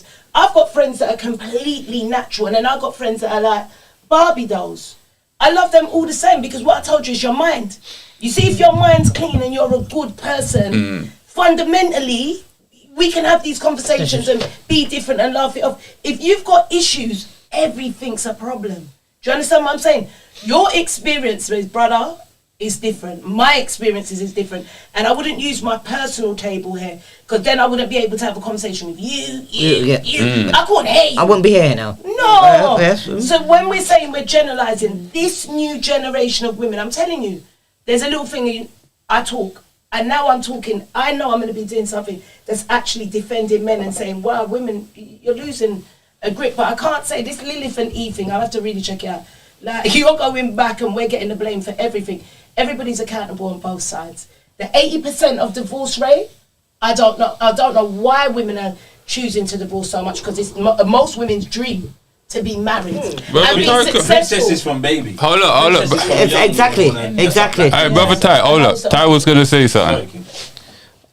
It's very complicated. Let me see if I can break it down. So the reason why we have 8% of women divorcing men, there's a lot of variables in it. One of them is women that have more experience in the dating market tend to have higher standards, and they tend to look back on their past and almost what's the word I'm looking for? Compare. Thank you. Compare their previous partners to their present partners. And we have to remember, men and women haven't really changed much from their biological makeup. So women are still hypergamous, meaning they always look for their equal or above. So, and men tend to look for beauty first and foremost, and then everything else comes after. Everything else is a bonus. Ladies, listen. It's fine, yeah. Hold up, ladies, please listen. Let the man land. You're getting good information right now. Just let the man speak. So, from a biological standpoint, women release, well, all human beings release dopamine. It's a happy drug, but women tend to release it during sex and having a partner. So this is one of the reasons why women like bad boys, because that dopamine effect, when you have excitement and drama in your life, you release dopamine. So women that tend to like bad boys get that dopamine fix, so they almost become drug addicts. Yeah. So going back to the marriage now, when you've got partners to compare and contrast, you're always going to think that you're settling, and you're always going to miss what you previously had as well. So women tend to get bored in relationships, bored in marriages, and then end up leaving their partner. Because if you look at the stats, on the top of the list, it's not violence, it's not infidelity, it's what do they call it again? There's a particular name for it where it's indifferences. They just quote unquote grew apart. Do you know what I mean? They no longer love each other. They're different, what you're saying. They're bored. They're literally bored. It's not severe problems. I understand what you're saying. High on the list is financial. So when a woman starts to earn her man, she starts looking down and having less respect for it, because again, women are hypergamous. So if you're not earning equal or more, she's gonna think that she is the leader now. And women tend to not want to be in a leadership role. They almost look down on their men. So women are not really built to lead. So that's the reason why we have a high divorce rate at the moment. Okay, I like that information. Thank you. I'm just gonna put something. I know. I guess it just sounds better than just calling the modern women Jezebels, right? You understand? Because at the end of the day, bro, you're a human being. You know what you're doing. You understand? Like, you need to accept some type of responsibility or some type of accountability for your actions. You can't keep saying, oh my God, it's the system that we grew up in. At what point are you going to take accountability for your life and your decisions that you make? You understand? Whether it's you as a man not working and you're not going gym and you don't want better for yourself, or whether it's you as a woman, wearing canker-line hair and weave and nails and dressing all promiscuous and giving people the wrong image of yourself, when probably you're probably the unicorn that most men are looking for. But guess what? I get that you understand that the rest of the women understand you're competing for the best man you possibly can. That's all I'm saying anyway. You know. He's right. Get the video ready. Yeah. He's right. I'll tell you one thing. Yeah, just quickly. You know, you want to do the video. Yeah. I had a sister. No, go on. Almost crying on the phone to me one day, and say, "You see you men. I've loved you my whole life. No matter what men have put me through, I'm not even gonna go through what this sister's been through." She's crying on the phone. She said she's been to see 3 counsellors, and she leaves them when the counsellors crying their eyes out. Yeah, because of what she's been through. And she says, we've stood by you for years and years, and all you've done is lead us down the garden path. She says, and I didn't totally disagree. I didn't want to totally disagree with her and start arguing with her. I wanted her to get these things off of her chest. And she was saying, like, do you think we would have even been in a situation where we could have even been enslaved without you contributing in some sort of way and leading us down the garden path? Every time we need you to stand up and be the men that we need you to be, and we stand with you, it's not happening. It never happens. You see what I'm saying?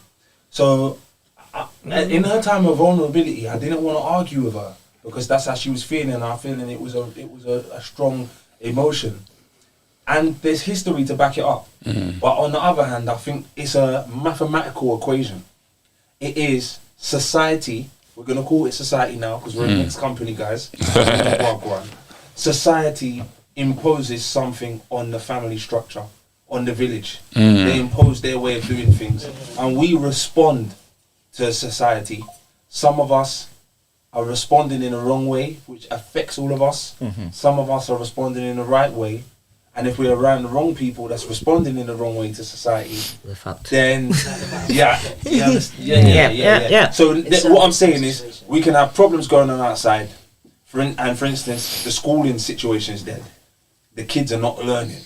So we got a good woman trying to do right by her kids or teach them, but the man is more interested in, let's say, the betting shop.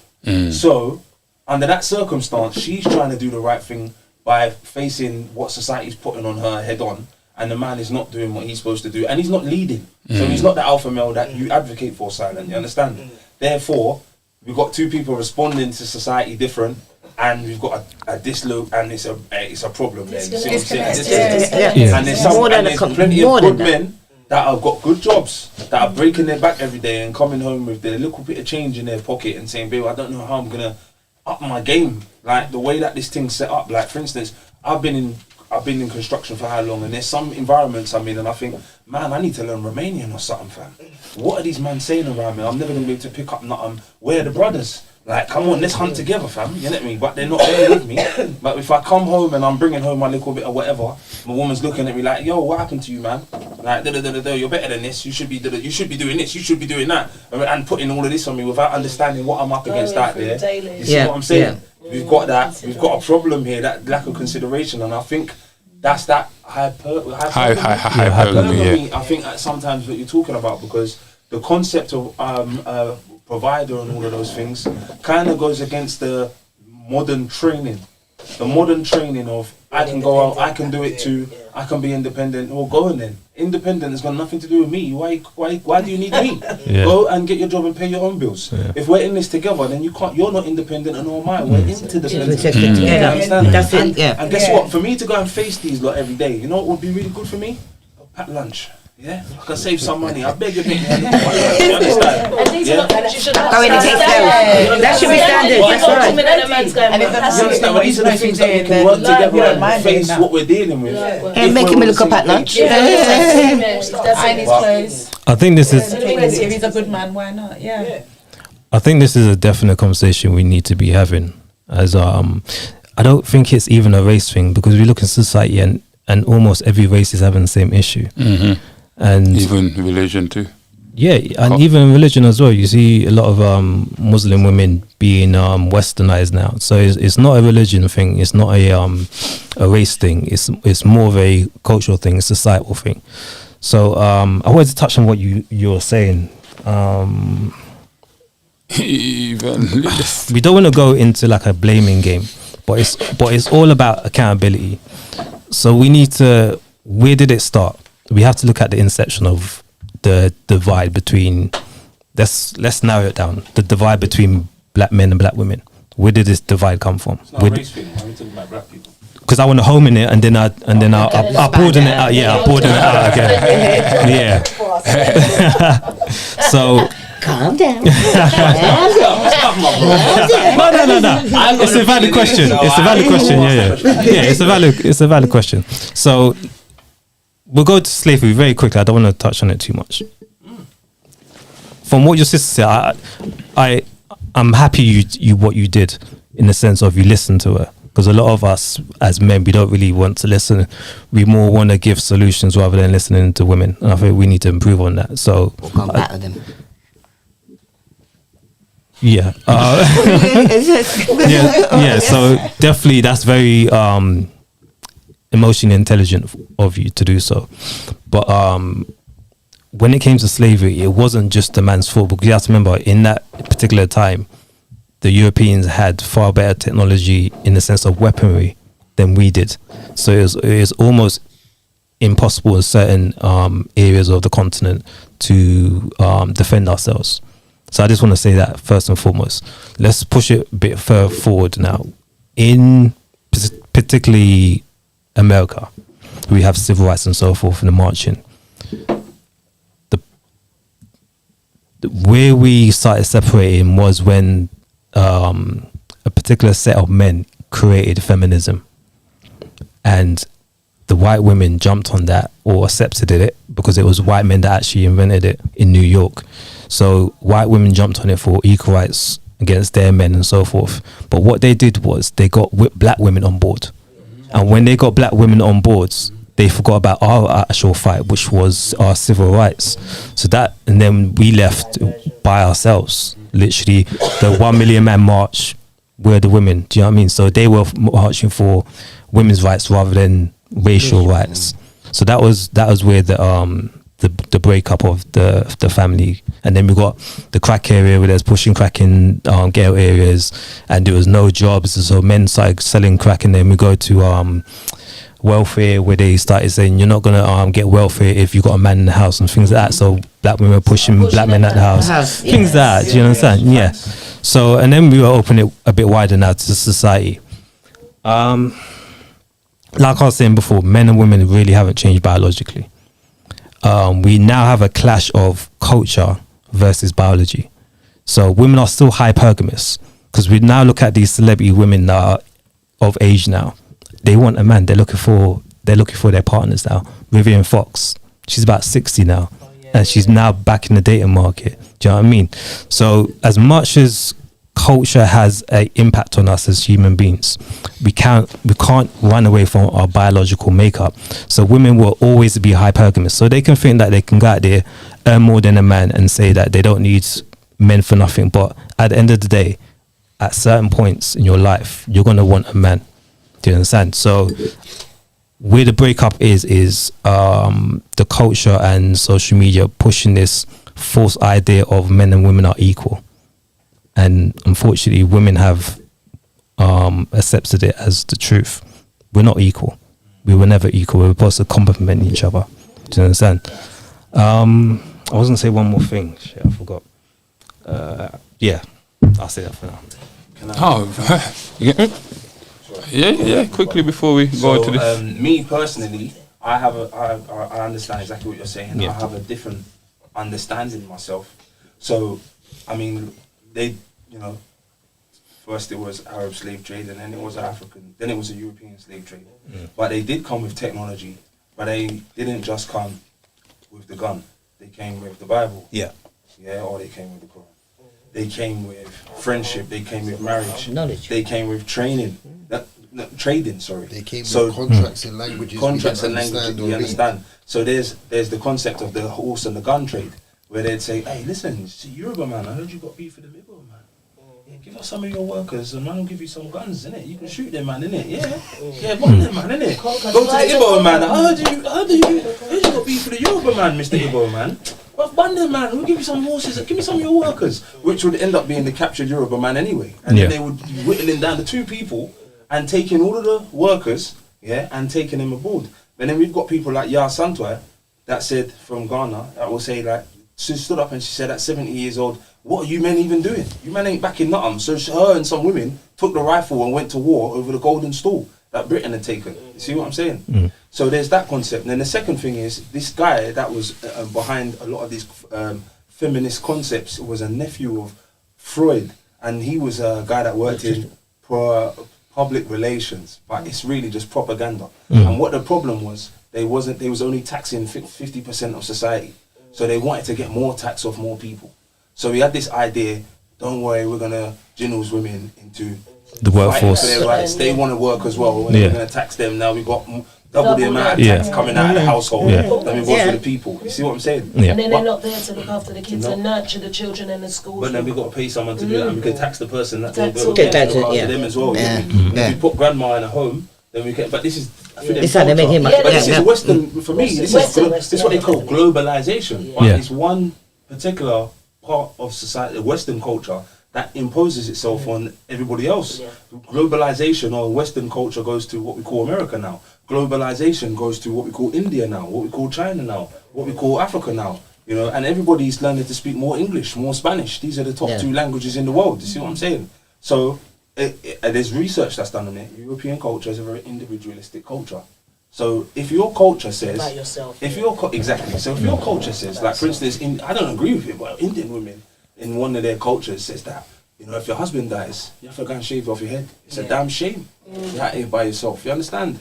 There's cultures, there's little pockets of culture that exist in Africa that say, if you don't have a man at your big age, something's wrong. You're supposed to be married from this age. You're supposed to have kids from this age. And the village will find you a partner, because we've been raising our men to be good enough for you, and we've been raising our women to be good enough for you. That's their culture.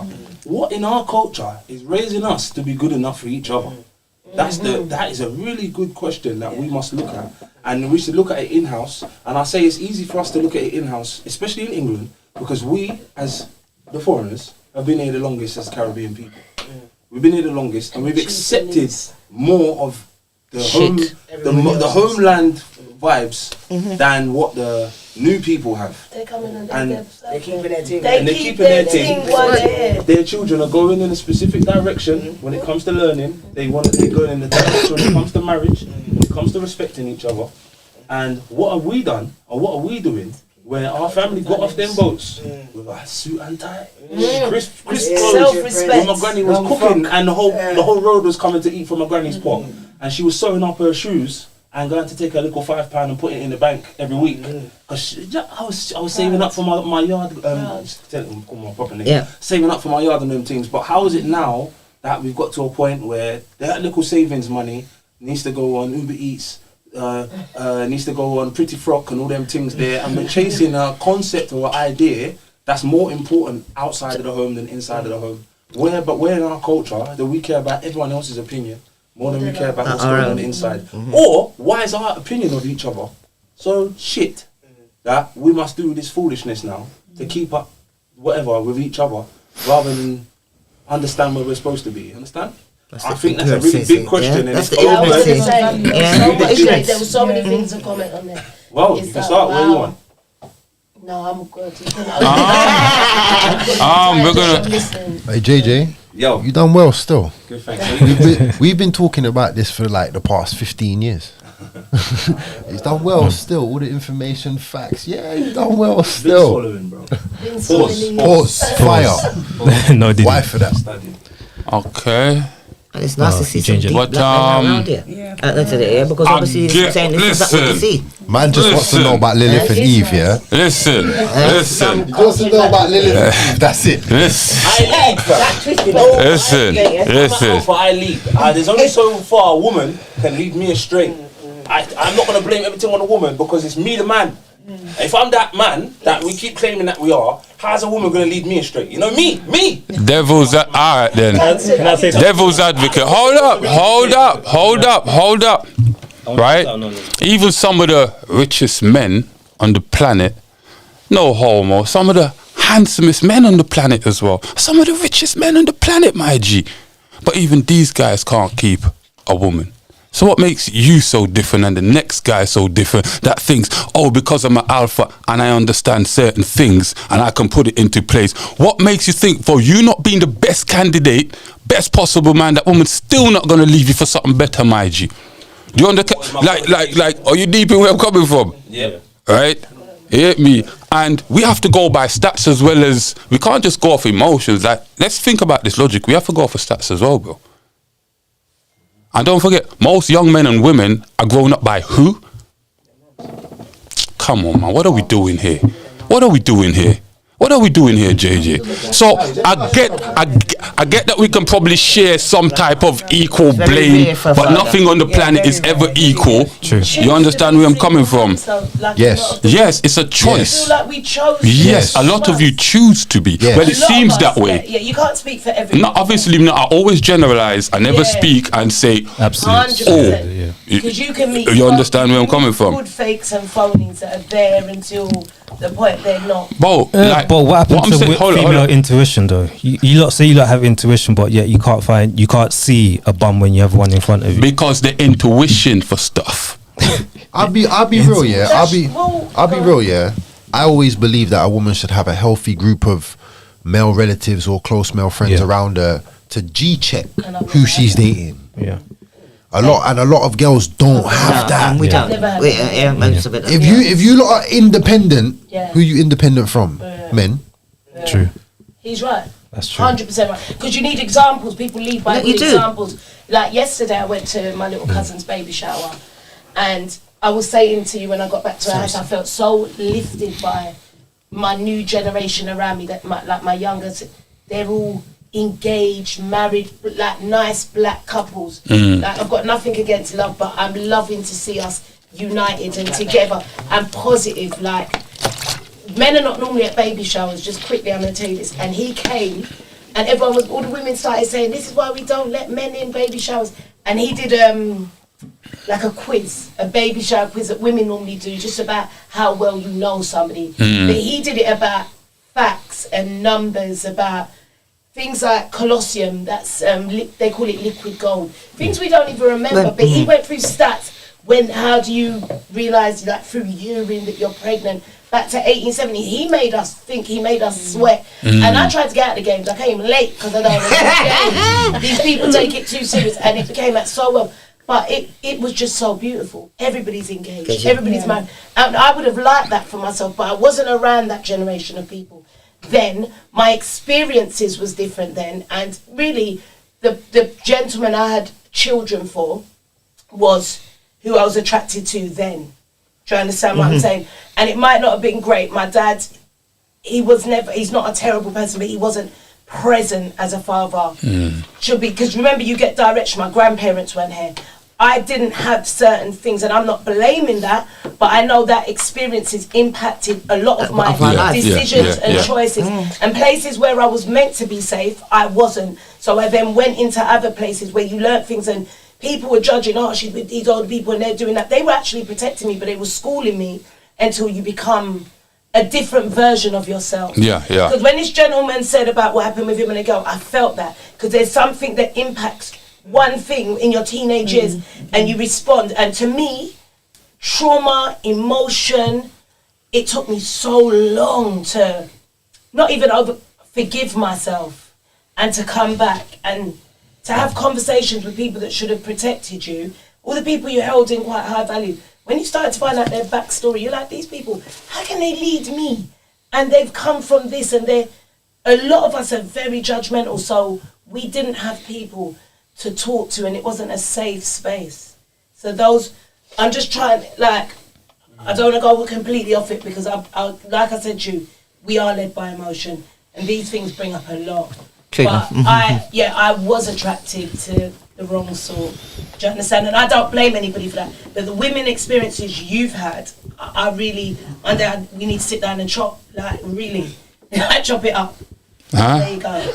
Bro, I just found out the hard way a lot of women are Jezebels. It's just as simple as that. No, we need like honestly, no matter how I dress it up, right?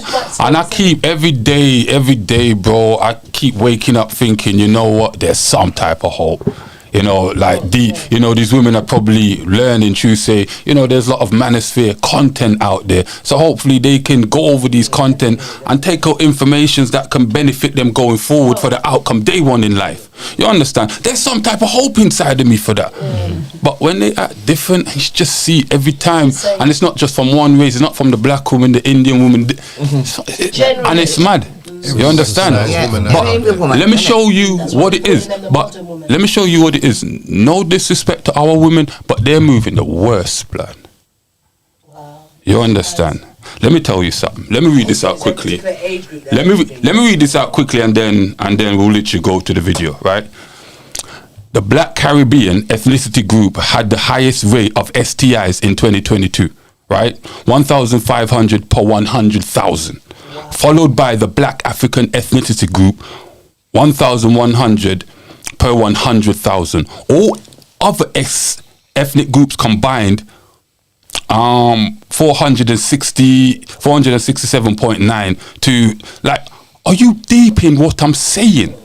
Look how drastic and dramatic those stats are. So when I'm talking about black women, and I mean this, I love y'all, bro, but you guys are moving mad. You guys don't want to take telling. You understand? And even most of you probably got good guys in your lives right now. They're sitting in your friend zone, and a lot of you know this, but you still avoid them. You understand where I'm coming from? But it's moving mad. The choices that you make, and as I said, is based on what you're attracted to instead of what's actually like what's good for you. You understand?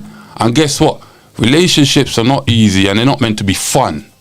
They're not easy, they're not meant to be fun. They're hard, they're arduous, and they're difficult. At the back end, that's where the fun comes in. You understand where I'm coming from? But if one's just looking for fun, and obviously, like we can say this day and age, the men are trying to lead, but they don't even know what direction half of them are going in. You understand where I'm coming from? That's all I'm saying, boy. You understand? I think you can't lead unless you have followers that actually want to follow you. That too. Do you know what I mean? That's facts. And I throw this not hypothetical. What's the word again? I throw this question at you. Rhetorical question, that's what I'm trying to say. Yeah, rhetorical question. How do you influence an individual, and how do you influence? It's twofold. It's the answer is basically the same. How do you influence? What's the best way to influence a human being, and what's the best way to influence a society? So, if I were to influence somebody, what route should I go down to influence them? Via an emotional level. Or there you go. Yeah. Okay. So for you to influence a human being, you have to go through their emotional brain, channel, and that's the same way you do it with a society as well. You hit emotional buttons. Yeah, what touches it? Yeah. So unfortunately, the way you influence society and turn them the way you want them to turn, as a government, is you go through their women, because they're more emotional than the men are. So you go through. So, for example, when we're talking about sex and things like that, the sexual revolution only happened because women allowed it to happen. Because men hold the key to relationships and marriage, women hold the key to sex. So a man can't get sex unless a woman consents to it. So the sexual revolution was the fault or the reason by the women. Do you understand? That's what changed society to become more promiscuous as well. So the blame has to go to, at the moment, the blame has to go to females in the society we live in, where promiscuity is the in thing, I would say. I understand what you're saying. Listen, can I just say this quickly? And people, this is going to sound mad. Listen, right? A lot of people in society are not going to be married. A lot of people are not going to be in committed relationships, right? This is going to come across as a joke, but guess what? We need hoes. You understand? Yeah? I'm just saying, because the problem is, to me, more times, right, is the upbringing of the children. Because at the end of the day, bro, man and woman, I don't know what you want to do, right? But when it impacts the youths, you understand, where the mother's not letting the father see the youth, or the father don't want to come see the youth, you understand, because of the choices that we make, that's mainly where my problem is. We're always going to have workless man, we're always going to have hoes. But don't let it affect the children. and this is why we have these type of generations right now. Because I grew up in a type of way learning etiquette. Definitely. You understand? I could not pass any elder without saying good morning or when I'm given something, yes, thank you, and yes, please. You understand where I'm coming from, right? We even saw, we even saw how the man them would treat the women them, even if they're having fun and joke, you get me, or busting a little sweet talk, or in a relationship. We saw that. You understand? So we kind of knew how to operate in a sense. You understand where I'm coming from, right? I'm just saying, you know, with the modern day and age, how can we even get close to maybe even, I don't think we can, but how can we get close to even solving, fixing the problem, or just bridging that gap? It's motivatable, but one of them, like I was talking about, one of them is promiscuity, because the children see that. Do you understand? And like you're talking about the dad not being there to influence the children as well. The children are being influenced by social media and the internet. So if kids have access to porn and things at a younger age and OnlyFans, and we're putting OnlyFans women in a light where you're independent, you could do what you want, and we shouldn't judge, then what's to say your daughter's not going to go up and see how easily she can get money and do the same thing? So for me personally, one of the main things we need to bring back that we had in our culture was shame. I think we have to bring back shame. But it's not, no one has shame. It's No one has shame. Yeah, it's gone out the window. It's a free for all. You can do what you want, be who you want, whatever. Yeah, anything goes now. Yeah, anything goes now. Yeah. Like, literally, that's what it is. I feel like negativity is sort of awarded now. So on YouTube, and I think people that are quite negative, they're getting a lot of rewards. Like even from when it goes back to that girl, Catch Me Outside, and that white girl, or was it off Maury or one of those shows? Yeah, they and I've been looking at it a lot. People are gonna do anything. I'm looking at some outrageous videos on YouTube. I never used to watch it at all. Never got it. Never understood it until people started encouraging me to use it as a platform of my sisters in doing something. And then when I started to watch some of the things, you can get so much value and content. There's good things there, but then there's some things that people are putting anything crazy out for likes and to go viral. And there's no shame. There's no self-respect. No one's even thinking that you're influencing a generation of people coming up. I'm not going to go into particular artists or the fact that we only wear bodysuits on stage now since Beyonce and certain people.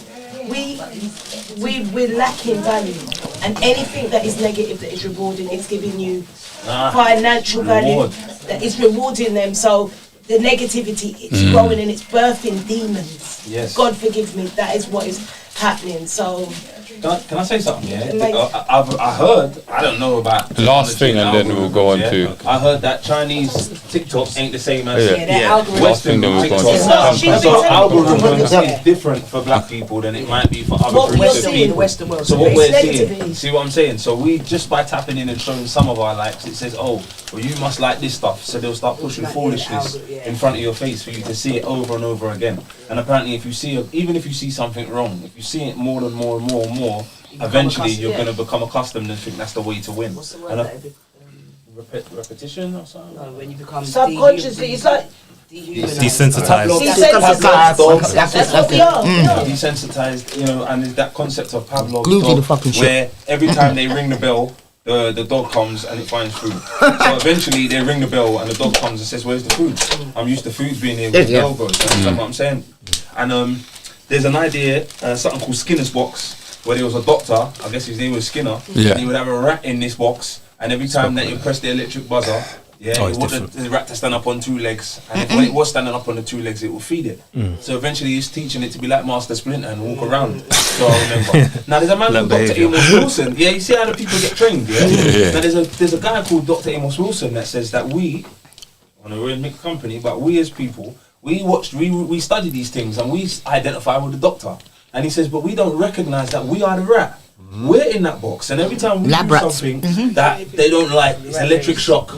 Yeah, so you'll end up seeing you'll see some of our heroes get licked down and whatever for trying to be a good man, not smoke, not drink, with one woman, whatever the thing is. Yeah, but when you're doing foolishness, you start getting praise, praise, and praise, and the babies see you falling for the praise and say, "Well, this is the way to win. I need to get rich or die trying, and I need hoes in every area." You understand what I'm saying? Hey, can I add on to that, JJ? Of course you can. You see these experiments done by Dr. Skinner and all these, man. You know they're paid for by rich people, innit? Yeah. You know they're paid for to be able to implement in a certain part of society to gain profit. You know they do this every day, innit? No conspiracy. So yeah, it's real stuff. Who's that guy, Dr. Nutt?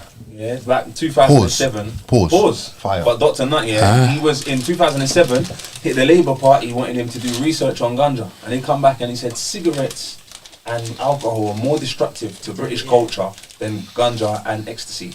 And you know what they said? Come out of the place. And then put in the next doctor and he said, ganja's bad for you, you know? And they said, yeah, this man me like still. Yeah, and that's the man that they went with. You understand what I'm saying? So I get where you're coming from. They pick their science, they pick their results that they want in order for them to be able to split a narrative over society. Because when you argue with that narrative, they got paperwork to back it up. Yeah, these bureaucrats are very good on their paperwork. If you don't have, they got their paperwork by this scientist that done it. Yeah, statistics. Yeah, they got all their stuff. All right, gives value to stats. Don't mean to cut you, gentlemen, but I have a video here that we want to watch. Let me introduce it quickly. It's basically, three people on a podcast, a woman and a man get into a debate. You understand? And after, like, we're gonna break it down quickly. You understand? Video. The video is only like 3 minutes long, so it's no long ass video. You understand? But I genuinely want your honest opinion. I read and turn on the mics. What it's like dating as a single parent, male and female. Go ahead. So dating as a single parent is a little difficult to say, but beyond that, I think it's difficult for me to say because I don't have the same experiences as most people. What do you mean? I'm a single parent, yes, but I have a nice village that's very helpful, so it doesn't kind of interfere with my dating. What do you mean by that? You mean like the kids? Yeah, right. And when you have a good village, you have good people around you that you can count on. It makes it a little bit easier when you're dating because you don't have to work around so much. Okay. Yeah. Looking for a sitter, stuff like that. Trying to be. Yeah. Okay. So, like I would say, when my daughter was very young, I don't think people really believed I had a daughter. Right. Because my village was just really great.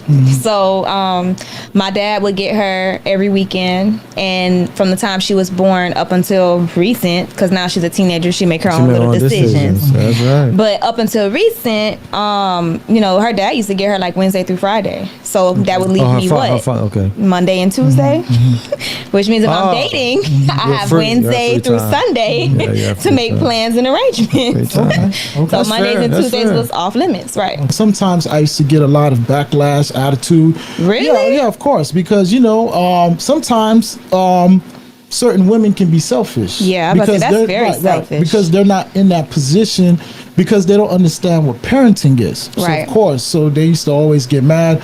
Oh, you're not spending enough time with me. You know, and I used to take offense to it or whatever. I'm spending time with my kids. Yeah, I have to spend time with my kids. I actually cut off women that came at me like that. Oh, wow. So I'm not a person that particularly likes to date people with kids anyways. So why is that? Why is that? I prefer not to date people with kids because I don't like to deal with drama. So that has nothing to do with the kids. I love kids. Okay. But I just don't like to deal with the drama. And usually they have some form of drama, even if it's not necessarily like super chaotic or toxic. I've heard a lot of times, even through social media, it's a lot of guys that they don't want to date women with kids. Because they feel like, what's that reasoning? Well, I'm saying, but they feel like, why should I invest into that situation when it's not my child? Yeah. You know what I'm saying? What can you offer me that you haven't given to another man? And the reason why I'm saying that, because one, you shared your youth, your fertility, and your womb with another man. Who was to know what time the father of your kids is on. Because as of late, I've been seeing men been killing other men because they're dealing with their exes. You get what I'm saying? Okay. Men say they don't want to date women with kids because you already have been tainted. So okay, I'm being very so serious. to be a counter to that, because that is absolute. I'm gonna keep it a buck. That's some bullshit, and I'm gonna that's some motherfucking bullshit. Yes, it is. Because I'm gonna say it is because you just said your first question was, well, I'm gonna ask a woman, what can she get? What can you give a woman that you ain't give to another female? Okay. All right. Okay. What can you? But no.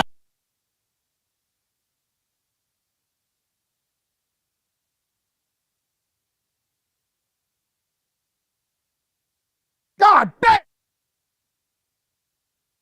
Mic on, yeah? Listen. Yeah. Yo. The mic's up, champ? Yeah. Aye, she was wild, bro. Wild. Ghetto chic. Yeah. That was madness. Yeah. And first and foremost, let me just respond to her by saying, what can I give to a woman that I haven't given to another woman? A child. Yeah. You get me? Start a family. You get me? Yeah. So that was mad still. Okay, JJ. Because it seems like you're red hot out there, my brother. No, it's my thing is I have to make sure that. Hold on. Firstly, no offense, because I really want to hear from the lady. Yeah. And she sounds like she's steamy. No. It sounds like you're steamy right now. I'm gonna speak. I'm embarrassed by all these women. Yeah. Because okay. Me too. I try and hold a position where I'm respectful in it of women, especially her sister. She's making it hard for me. You know what I mean? That's all. She's making it hard for me. And the thing is, I love that she's got support. I love her dad will help her with the children. I love her man takes care of the children when it's necessary. But it's not even her man. It's the children's father though. So I love that he's involved with the children. Not to better herself. But she sees the child on a Monday and a Tuesday. And he has the rest of the week. And hold on, do the children not go to school? That's what I'm saying. So you put the children to bed on a Monday and a Tuesday and cook them a little dinner and say, yo, that's it. 7 That's PM, it. They go to the 8 dads. PM, whatever, and the quality time, the learning. You know, like for me as a man, I ain't got no kids, but I do think to myself, if I'm not in the house with the kids, there's a time when, before, you know they say in Jamaica, you have to bend a tree while it's young, innit? Benny, of course. You have to bend a tree while it's young. So there's a time, before I put my hand on my child, there's a time when there's a young baby and I look at them and say, yeah, and they look at me just for the and then they got eye contact, and I must be there sometimes to be able to give them that look. You understand? That's me. Sometimes it is that the look. man of the house. It is that look. That's the look that might keep them out of prison. Keep them out of 10 man's bed within 1 week. You understand? All them kind of things. But that look there that I did when they was 3 years old, put them on the right path. You know what I'm saying? And her as a woman, she adds value. She don't know what value she's got. She ain't tapped in, and she ain't even interested in being there. It's so nice that a woman has got some relief for her to remember that she's still a woman. But when does she remember that she's still a mum? Yeah, but some it's a visiting job. Not maternity. Women are maternal. Like we have a lot of bad fathers, and that's why I keep saying silent. I understand what you're saying, but not all women and not all mothers are maternal. Like you have a lot of women that have children for different reasons. I'm not going to speak on that. I'm going to just talk about the video. Yeah. She said that she has a village, and I was so happy to hear that. I was thinking, oh, lucky her, she can go work, she can better herself. And the first thing she said, it doesn't affect her dating life. That's the first point I'm going to cut on. There was nothing about work, nothing about self-improvement. And then she said the children's father takes the children the whole week. The whole week. Her father on the weekend and him on a Wednesday to Friday. So she wasn't a parent, and she just said that she didn't know, really, no one knew she had kids. And I spent a lot of my teenage years helping a lot of my friends look after their children. When it was the hardest stages, when you can kill people by accident. No, I'm not talking to nobody, you understand? But what I'm saying to you, when I listen to women like this, there is a lot of people that think like this, but they wouldn't say it. She makes it really hard for women, black women. Yeah, and these are the experiences men are getting, the new generation, new age. And our daughters are starting to not benefit of this sort of lifestyle. What she said, it just put me off. And then when she's going to start swearing, I'm so glad the video stopped there, so she couldn't embarrass herself or us any longer. Can I just one more thing to add? I want you guys to, because I realise it's not my thing here, but No, I just want to say one thing is. I just love what you're saying. Thanks. I want the young brothers to note something. When that screen went on, that beautiful woman, man, my eyes, my heart, everything. Oh, she's gorgeous. And the more she opened her mouth and showed who she was, she looked ugly. You understand? Nasty. And I want the young brothers to not lead with the things all the time, and to have some discernment, because beautiful women that look beautiful until they open their mouth exist like that woman. And you must take time before you partner up with a woman, you know. Some women have got some good values that have been trained in a similar way that you've been trained. And you can find them out there, but don't just go for what, you know, a big butt and a smile, as the Bill people would say. There's a lot more to the game, man. And that's why sometimes you see certain man and their woman is not 11 out of 10 supermodel video vixen, and you need to understand that woman brings something serious to the table that you know that is way more valuable than the big batty that he was looking for when he was 19. You understand? And a good quality woman that he can trust, that's gonna grow old gracefully, and if he dropped dead today, he can trust his kids with her and his grandkids with her. Yeah, man. So that's just my little piece that I want to give to the younger brothers. You get me? It's a good point you made, because if you look at the majority of married women, they're 5s and 6s. Do you understand? And the ones that are single and are basically just out here are 8s, 9s. Do you know what I mean? So that's a good point you made. I guess that's how they value themselves as well. That's Yeah. another thing. Mm. There's some beautiful women that deal with themselves in modesty, that say, "But I lead with my heart and what I can do for people. I lead with my nature and what I can do for people. I lead with my discernment about what is right and what's wrong." And I you know, because I tell you the truth, sometimes I do think that women are the morality, the barometer of morality. A lot I of the agree. time. I agree. So sometimes if they think it's okay for society to go and do whatever, then that's where society's gonna go. If women put their foot, I'm not saying that they always lead, but I'm just saying that I think that they've got a strong voice in this area about saying, no, we don't do that. Yeah. And they hold a certain standard. And when a woman leads with that, and she's beautiful by accident, oh Lord, you understand what I'm saying? Like, Yeah. if a woman is focused on her beauty, she's only beautiful, and she's upgrading that beauty, she's learned to contour, learn to this, learn to that, and she works on that 13 hours a day, you understand? When you get with her and the beauty's there, that's all you've got to play with, and that's all she's got to give. So I get that concept where sometimes I've even heard Silent have that question: what do you bring to the table? She might as well open up her makeup bag and her Instagram reel. Like, for instance, that's what she has to bring to the table. Like for instance, right? You saw this chick here went crazy when the man's like, you know what? Most men don't want to deal with a woman that has child or children by another man, unless he obviously don't know his value and that's all he can literally attract. You understand where I'm coming from, right? My problem is with this is, how is the sister talking some next level madness about I cannot date a man that has children. Yes. And she's got children herself. But she's calmed off. Yeah. Right? That just don't make no sense. And weirdly enough, it seems like her mindset is completely more or less thinking like a man, because that's how a man would primarily think, right? I have my kids. I don't want to deal with the next man's kids, but I'll deal with you. Do you understand where I'm coming from, right? But to be honest, I don't want to cut you. I was going to say, her mindset, she didn't want to cut with anything. Because she gave birth to a child and she wasn't a mother. So she's a child. She was, her mentality, she said nobody knew she had a child. She said it didn't affect her dating. She said she didn't say anything about bettering herself. There was nothing about her child. She is somebody that doesn't want to deal with anybody, so it's good that she doesn't want to pick up a man with a child, because if you can't nurture your child, you've got nothing else to give. And I like people that are not delusional in that way, where you know you've got nothing to give, so just to leave it out there. Alright, and cool. I want to know what bill she pays. She's valid. That's what I want to know. My question, after Ty answers, I'll ask my question. I think, personally, I think she's valid to say she doesn't want to date anyone with kids. That's her preference. But what my issue is when he said double standards. When he says what a man's preference is, majority of the time, she was about to go off. Do you understand? It's double standards. Exactly.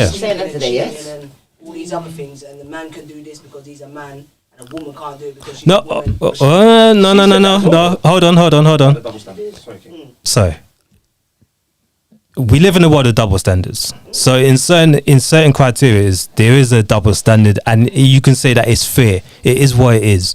But in certain circumstances, you can't have a double standard. Do you know what I mean? No, in a sense, let me throw this out there. This is a double standard that we have in society, and it's fair. When a man can accumulate a lot of women, he's seen as a stud. When a woman accumulates a lot of men, she's you got silence. The key that can open many locks is a master key. Yeah. The lock that can be opened by any key is useless. Yeah, exactly. So We don't have the same anatomy. you can't do it because society sees it as this. If you could do something, if you can accomplish something that's easy, society looks on it as it's not valuable. Yeah. Because anyone can do it. It's easy for you to do so. But if something's hard and you accomplish it, then you're rewarded and you're seen a different light in society.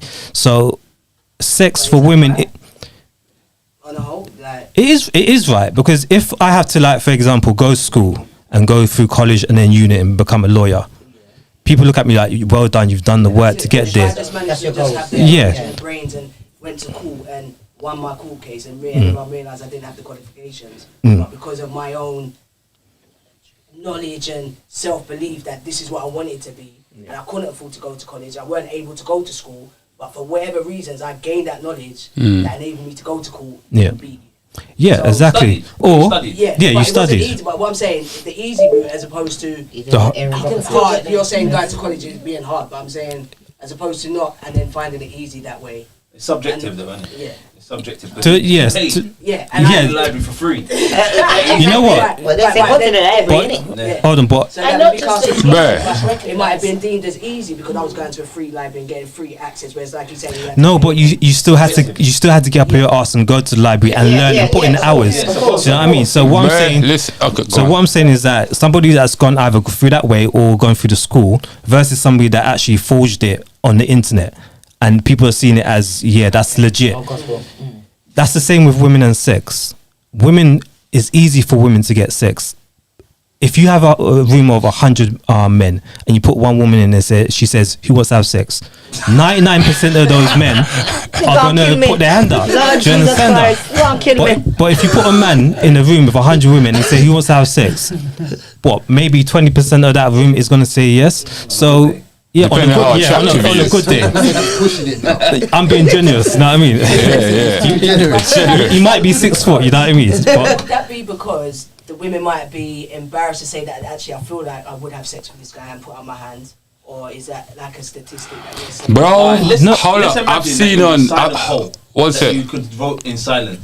Bro, let's imagine that. Let's imagine that the break guy it is down. Drake. The one, I can break it down. The one guy in the room is Drake or something. Yeah. How many? No, I don't know. No. I don't know. Obviously, no. Listen, bro. Listen. You know how these new gal are these days. Man. Put Drake in the room. Chris Brown. How many? How many gal are saying yes? I would sleep with that guy. Probably 100% of them. Right. Yeah. You put your average guy in there. Yeah, That's what we're saying. I was gonna tweak it. Yeah, generous. I was gonna tweak it. Put an average man in the room, and versus put an average woman in the room. The average woman will far put out the average man. So what I'm saying is that it doesn't matter what a woman looks like, she can still get a man to sleep with her, but not anything else. That's a different story. But to sleep with her, majority of men on the planet will sleep with her. If like I said before, we're opportunists. So if it's on the table, we're gonna eat. Do you understand? So. My brother, my guy. Listen. It's simple. Yes. This is why when you're a winner, you're celebrated. You understand? You're all over the world. The posters, you're all up in social media. You are celebrated. Everybody wants to be you, be a part of you, be around you. Do you understand where I'm coming from? But what happens when you're the loser, though? Sometimes you still get that. You just get remembered for being to that final. That's it. If that. Or you're the guy that got knocked out. That's the only thing you've made history for. That's the only thing. That's the only thing. Yeah, but Jimmy Screech, and I will make it somehow at the end of the day. Yeah. Hold up. That's literally the only thing you've made history for losing. You understand? And for being a part of the losing team. Yeah. It's how you look at it. It's how you look at it. To be honest, nowadays people get a medal for participation. I can't lie, true. You see, like, for example, you know, JJ, I know you know experiments, innit? Them a medal when they come last, is it? Go ahead. JJ, I know you know experiments, innit? You know the experiment they done with the group of girls playing and then versus the group of boys playing, like young kids. You know that one? No. Alright, cool. So basically, I think it was like 5-6 year olds, innit? So when they observed them, they noticed that the boys played competitive games. There was a winner with an outcome. Yeah. And when the girls got together, if there was a problem in the game, like if there was a problem in the boys' game, they would like they would pick who's the captain, who would sort this out, how is it sorted, do this competition to sort it. When it came to the girls' games now, when the girls had a problem in their game, they would just finish the game and then start a new one. No conflict. Okay, that's interesting. Exactly. Yeah, just switch Have you it. heard of this, just quickly? Evil Lilith blast. The Clark and Clark dough test. Yeah, they did it in the 60s. They did it in South Africa. In the 60s in America, and we could do it regular. So they put 2 doughs in front of 3-year-olds. And the one white dough, one black dough, and they say, which one's the nice one?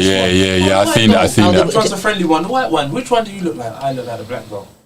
Which one is the ugly one? The black dough. Yeah, you understand? Yeah. So at 3 years old, these children had internalized societal things which made them realize that the black thing is ugly, the black thing is wrong, and we don't want to be black. At 3 years old, the children had internalized that.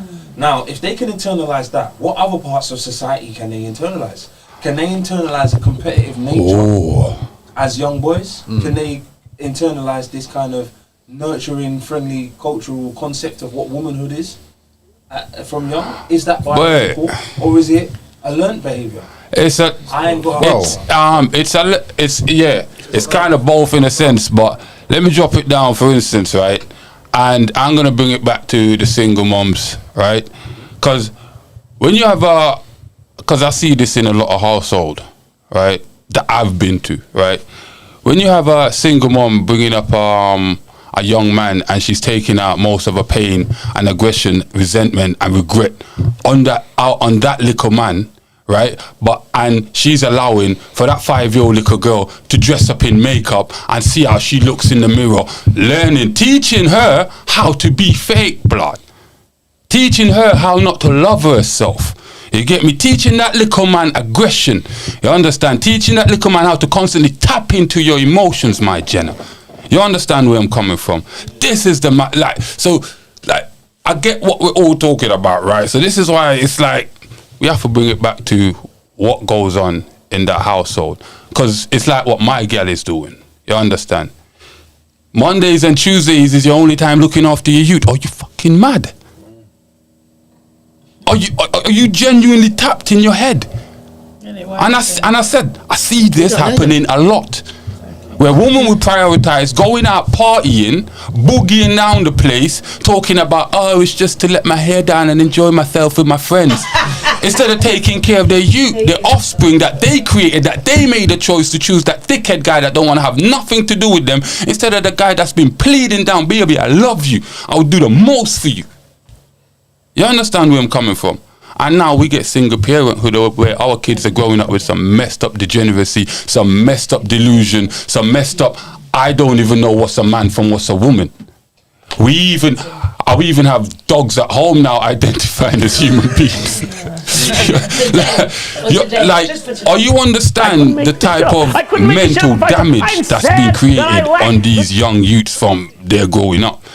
Like, before they even get out into society, before they even get out into preschool and school, blood. So we can blame the past and we can blame society. When the fuck are we going to blame the household for what's happening? You hear what Like, what are we doing? Most of them children will just spit it back out to you later on. Yes, because they didn't ask to be here, and they will come tell you at the end of the day, yeah, they didn't want this shit at the end of the day, yeah, because they don't like the lifestyle. Talking to the mic. Talking to the mic. I'm talking to the mic. Bring it closer. Bring it closer. It's too far. Hello. Yeah. There we go. Continue. Yeah. So some of them obviously, would say yes, they didn't like obviously what we went through, what we chose as a lifestyle before them. Yeah, before we bring them into the world. Yeah. We've got them, as you said, at the end of the day, yeah, and you're choosing the man other than your children. At the end of the day, yes? You're putting them first before them. Yeah, your own flesh and blood. At the end of the day, yeah, that you, yes, almost had 24 hours of birth. Yes, at the end of the day, yeah, or 36 hours with some people. Some people have C-sections. They go through shit. And you're telling me that at the end of the day, yeah, your pitney don't come before that fucking man that you don't excuse me, you don't know. You don't know. Yes, we have lied down with them at the end of the day, yeah, but we've got choices at the end of the day, yeah. We still need to be sure who the fuck we are fucking opening up our legs to at the end of the day, yeah. Because, yeah, I'm hearing what you're saying, yes. Believe at the end of the day, but it comes back on them. Choices. Yeah, it comes back on them. Sometimes at the end of the day, yes, sometimes at the end of the day, yeah, we it's tied, yes, at the end of the day, yes. But where it comes for the little ones now, as I'm saying for example, my daughter now, we're not together, yeah. We can't get on at the end of the day, yes. Now she's in her own place at the end of the day, yes. It's working a bit better. But if I did have anybody come around at the end of the day, which I said at the end of the day, yeah, no man is coming around my house if I've got girl picnic at the end of the day, yeah. My time would have to be when they're in the bed and sleeping. At the end of the day, yeah, that's how I grow. That's how, yeah. I don't want to go through the shit that my mother went through, and I'm certainly ain't fucking having it. At the end of the day, yeah. So it's the 2 baby fathers I've had at the end of the day, yes, and that is it. Whatever enjoyment me want, it's not coming back to my house. It's not coming back to my house. Let me ask this question. Sorry to cut you. Let me ask this question. All right, because this is a question we're more or less going to end off. And thank you all guys for being here, and sorry for keeping you over time. Right? But this is the last question I'm going to ask. Should single parents be dating? Yes, of course it should. We're human. Yeah. I won't be here. Once you sort it out, should single? It's for you guys to answer. I'm just asking the question. Should single parents be dating? I personally think yes, they should be dating.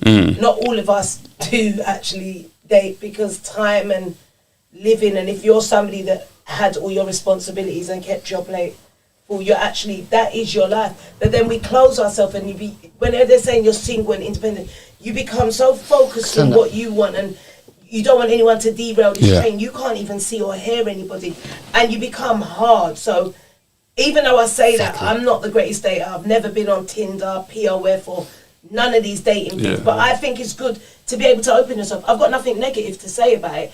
I'm just saying I'm emotional. I can't open myself up. And then I talk to some of my friends when they're on there, and straight away these guys are mainly sexual. It sounds like you're just linking up for sex. That's not my ammo. But I don't judge anybody by the way they live, and I would never say a single parent's a human being and they have needs, and you're better parents if you're whole as well. So my thing's traveling and being happy for myself. I was going to give it to you next.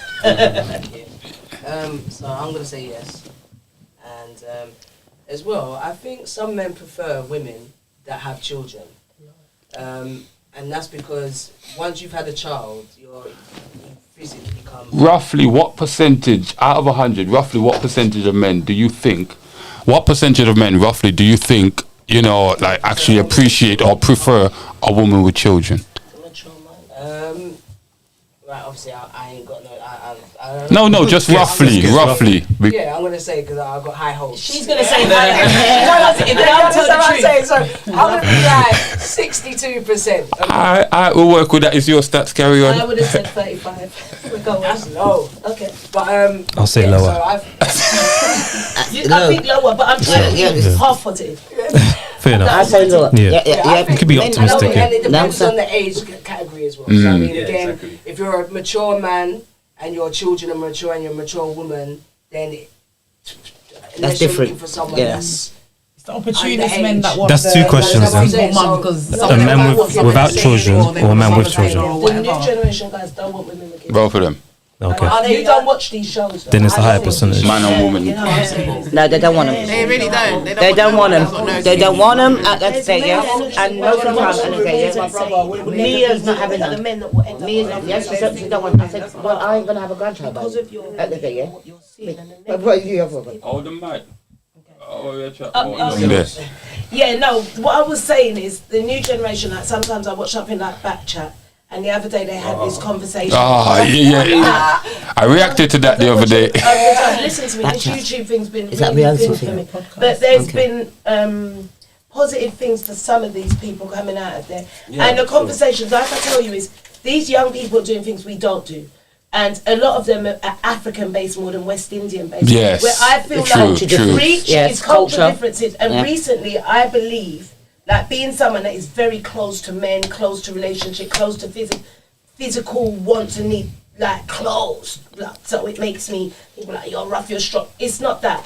My experiences have me like that. So I don't find certain things like valid or necessity if you're not going to bring me up. Do you understand? I'm not going to tell myself this guy likes me and I can see your actions, like that's it's not just me. Yeah. So it's too full for me to go into now because boy. Anybody else want to answer before I do my little final breakdown? You said no. I said no. Cheers. Okay. Hold up. The man said no. Breads. Let's get. I'm just a messenger. Don't shoot. Yes or no? You come back. You know what? Nothing's really black and white. Do you know what I mean? Yeah. If a woman has kids, I think she should wait to at least till the child's 18. That's how I write. Switch it. That's crazy. Mad thing. But you're a man, but I like that. And Go on. switch it. Mad. I'll say that. So 18 for what? So until what she about starts if your dating partner's again, dead? if she's a single mom. If the kid is trying, Wait till the men 18. actually should be raised by men. We should have them in the home. So when you say that, I mean, I'm really being open for the public because I don't trust people. You understand? Yeah. So to have them in my house, around my children, and different men, Yeah. I'm just a different breed category of woman. 110%. Yeah. No one can't watch this and say I'm lying. I'm different. But talking for the general population, a lot of people are really lonely and they need that. That's So why would you say I say 18? that. I say that because one, when it comes to marriage or parenthood, it's about the child. It's not about your happiness. It's about duty. Do you understand? Facts. And to throw what you just said in it as well, when you're dating, you don't want no one in your house and so forth and so on. When you're out in the dating market, you're not just gonna go, boom, that's a good man. You might go through multiple of partners while your child's growing up. Whether the child is seeing aware of that your situation, it doesn't matter. It's still gonna have an effect on you. Your focus is being taken away from the child. Do you understand? So that's one of the reasons why I think they should wait to at least 18. Like, it's not always about your happiness, and this is the thing about marriage as well. But when you're looking for someone today, if you're looking for a Take guy the as mic. well, Take the mic. Bring the mic. like obviously we come like a package, so you're looking for a guy that you know will be, you know, a good role model for your child as well, because obviously they're not going to meet your child straight away anyway. Like, you could be dating for years, do you know what I'm saying, until you actually meet the right person, because you get to know the person, you're dating them, you go out, you know, you don't have to be sleeping with them or doing nothing with them. They're not meeting your child, and when you find the right one, they could add to your family life and the quality of. But you have to remember, there's someone else on the other line. There's somebody else on the other end of your potential relationship. So is that man in a position where he wants to wait for all of that? Where he can, if he has no children, why is he going to pick a baby mom and he can go? Well, if he doesn't want to wait, then clearly he's not the right one for me. Then I'll carry on dating until you find the right one, and then exactly. So that was my point. So that was my point. How many men are you going to go through until you find the one that you want? The right one. Exactly. So why take the risk of accumulating more emotional damage to yourself, where you can put all that emotional energy, positive energy, into your child? But Like- Because you're going to be dating literally when the child's gone to bed anyway. So literally, you've done all. Yeah. Hold up. Yeah, again, but yeah, again, You're going to be sleeping when you go out and you're dating. So What's this? you've already done You your know, like, responsibilities for the day. Your talking child's from not missing you. experience. It's not like No, go on, sorry. Yeah, no, it's not like your child's, missing you or you're not there for your child because you've done everything need to do for the day. The child's in bed. Yeah. So you're going out and living your life. So you're not really taking nothing away from them. But you're going to be a night owl, and we know what happens. Majority of the time, we know what happens at night. So that's not really dating. No, but you can go out date. You can go to dinner. You can go to a club. You can go to a concert. Yeah, but and you go home. You both go home. yeah, but then At the you have end to of the look, night. and then you have to give your child someone else to look after. Do you know what I mean? So it's not as easy as you think it is. You know what's mad? Right? Is the fact that females think their young children are dumb, bro. Kids are not stupid. It's the fact that understand this. Hold up. Understand this. If you know the kids are not dumb, right, and the kids could even hear noises, you understand. The kids go to school. Hold up. The kids go to school and talk to their friends. They know about porn. They've seen porn. That's what that noise is. You You're not bringing understand? no man home to your yard to be sleeping with them and your kids. But you see, let me show you what it is. You understand, right? Yeah, okay. Listen, I'm not talking about the exception where some women are just constantly think about their you and nothing else but their you because they know the choice that they have made to lay down with a certain particular type of man. I'm talking about the Jezebels that are bringing man them in the yard knowing that your youth is there. Whether your youth's awake in the daytime and you claim and say it's a friend, and regardless if you're not doing nothing, you understand? And then guess what? A week or a month later he sees a different dude. Or what is my friend?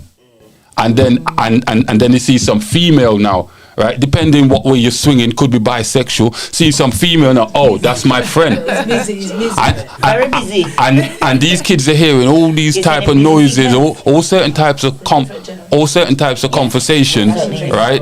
But you don't know you're mentally damaging your kid. Because even when I was young, I've walked in on my mum getting pounded twice, blood. You understand where I'm coming from? I walked in. I'm like, hold up. But no, watch it. And in my future now, I've been in situations where females are moving mad. I've even been in situations where it's like, God forbid me saying this, where females got you in one hand. Jeez. And I'm pounding. Is it your yard? Not my youth. Hold up. Wait. Let me land. Hold up.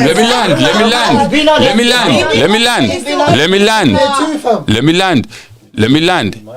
In my mind, I was thinking it's mad, right? In your mind, you thought it was mad, but hold up. Let me explain. Let me land. I thought it was mad, but at the same time, I'm like, if you're allowing me to do this, you should be the big I'm person. not gonna stop. You should be the bigger person. Listen, I get what you're saying, right?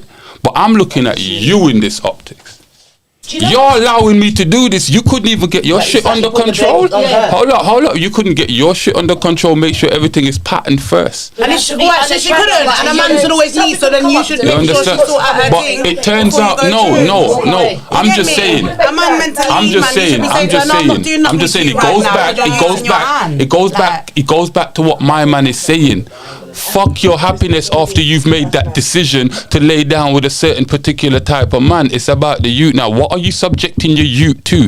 All for your happiness. And this is why we keep having this messed up cycle. Hold up. This is why. But people stop it. I'm not talking about the mind. No, I'm talking about the general.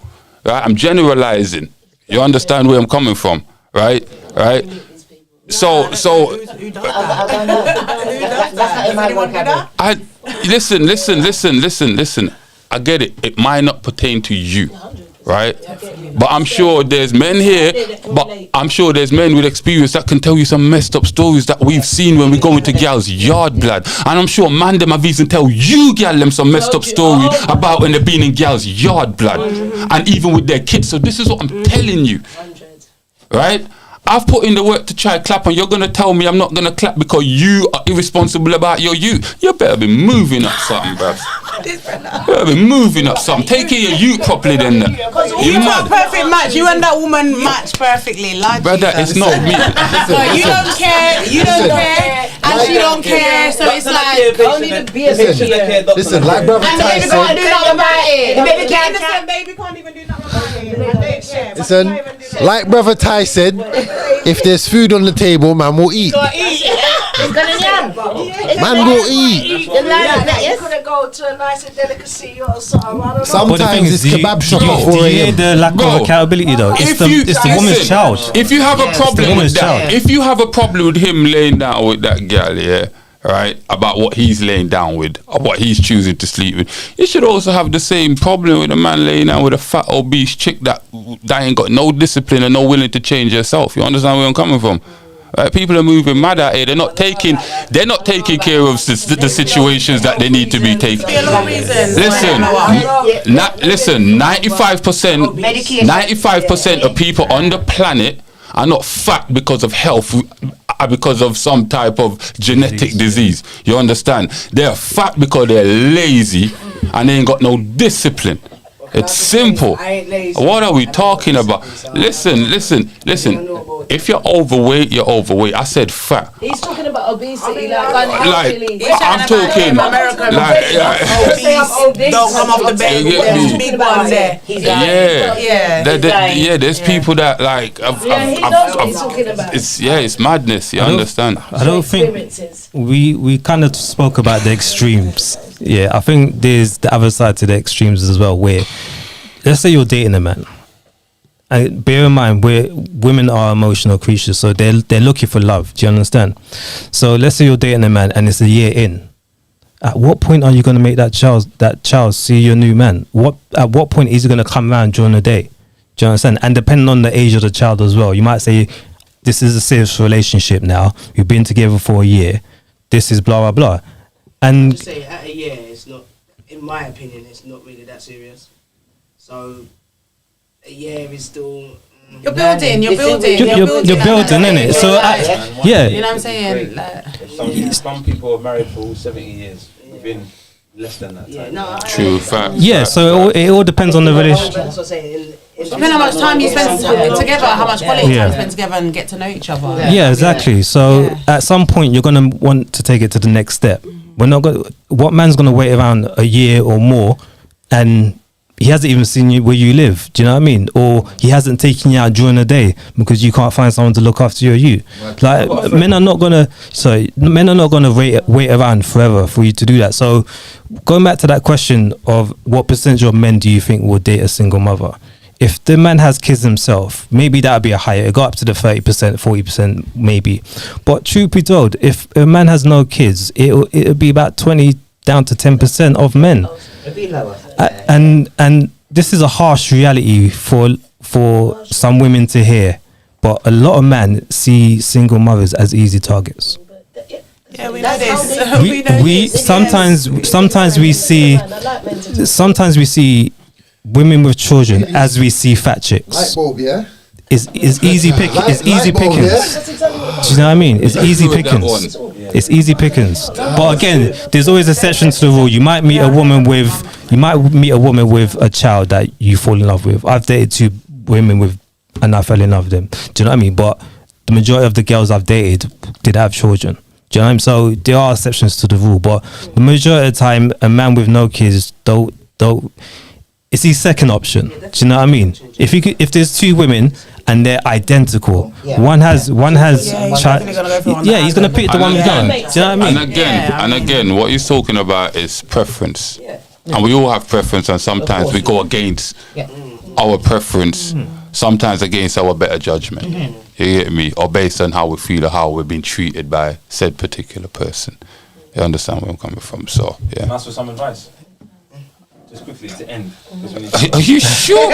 For me now, I also one of them, man. Go on. Brethren, yeah. You got with this girl. We always hear the story of I got a brethren. It's always a friend.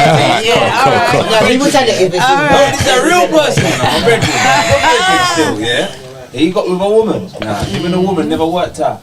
But he's got a beautiful daughter out of that situation, yeah? But it never worked. He tried. They weren't compatible. He ended up finding another woman that he was compatible with. And he got with her. And they had 2 beautiful children. And one day he woke up and she passed away. Yeah?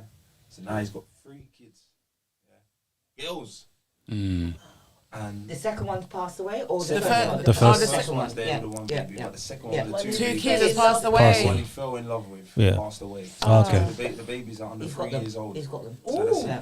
So he's got the kids. Yeah. With the girls. Yeah, no, the older one's older. But yeah, she's older. The one he had with the first one. one. Both under 3. Yeah. Both under 3, yeah. So, should he date?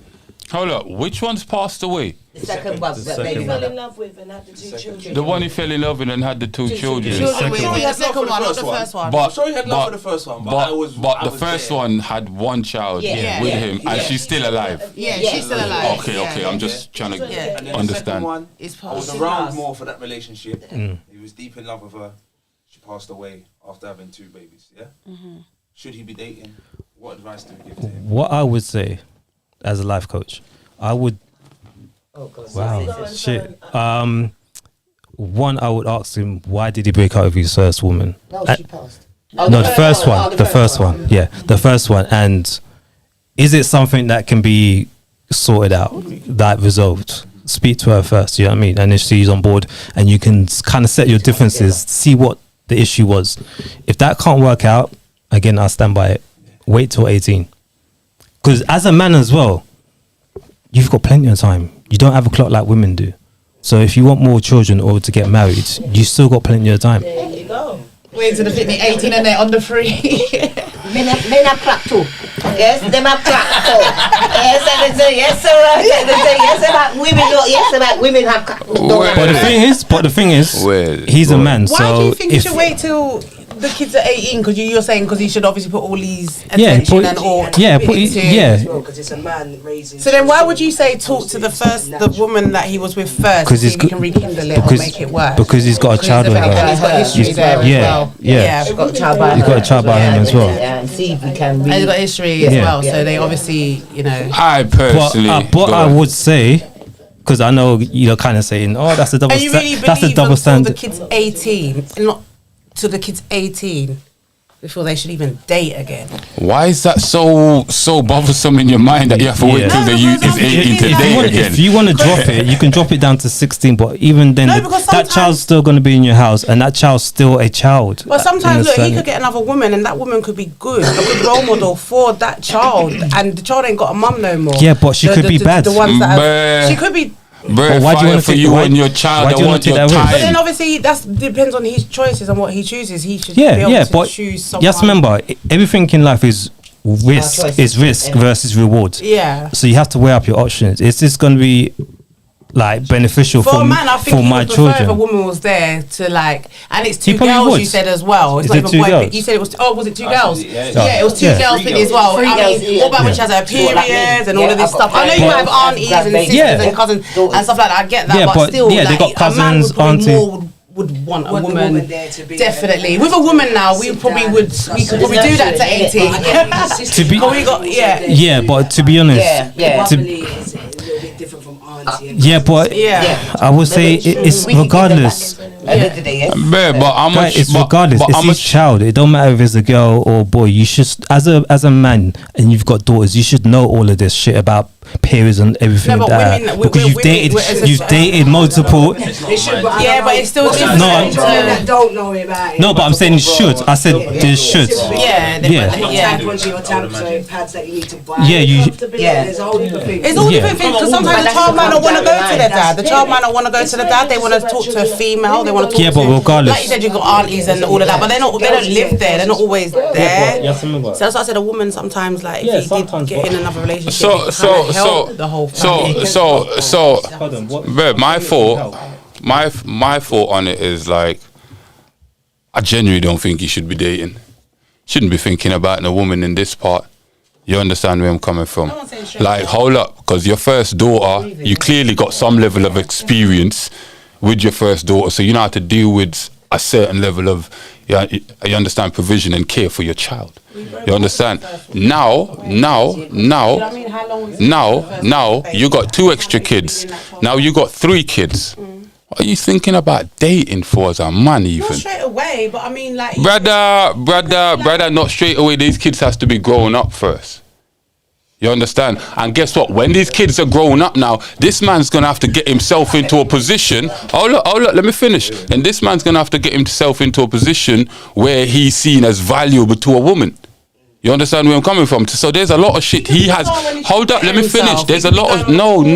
So why would you advise men? Why would you advise anybody to do that? Neglect their child for somebody else, for happiness. But when you got spare time or spare time, yeah, when the child's sleeping, that's spare time. Spare time, you call that spare time?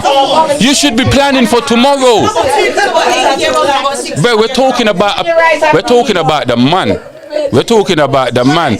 That man should be planning for tomorrow, what he needs to do and what he needs to get done.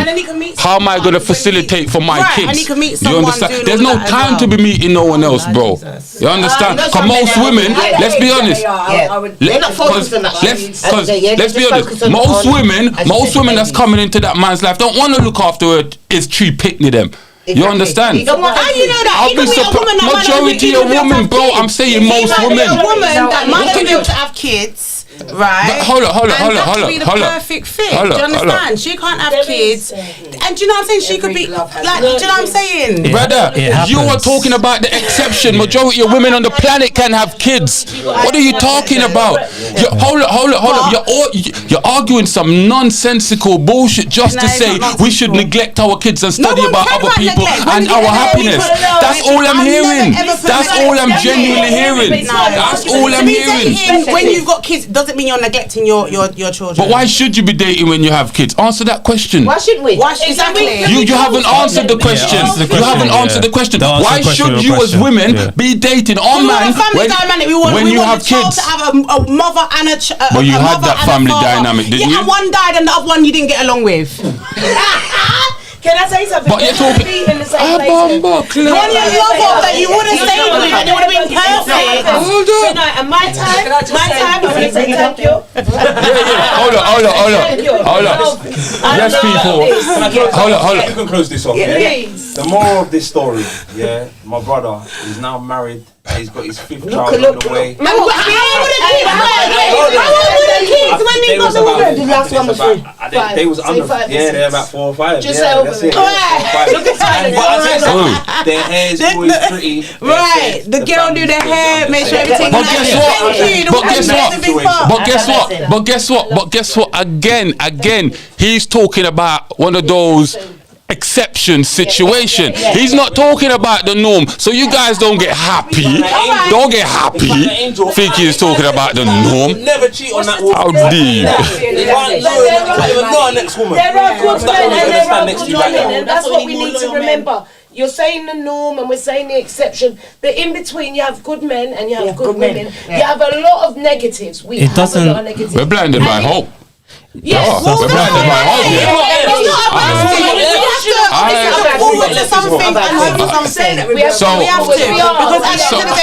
So hold up. That's all you decide to cling to, hope, instead of striving to be a better self of you.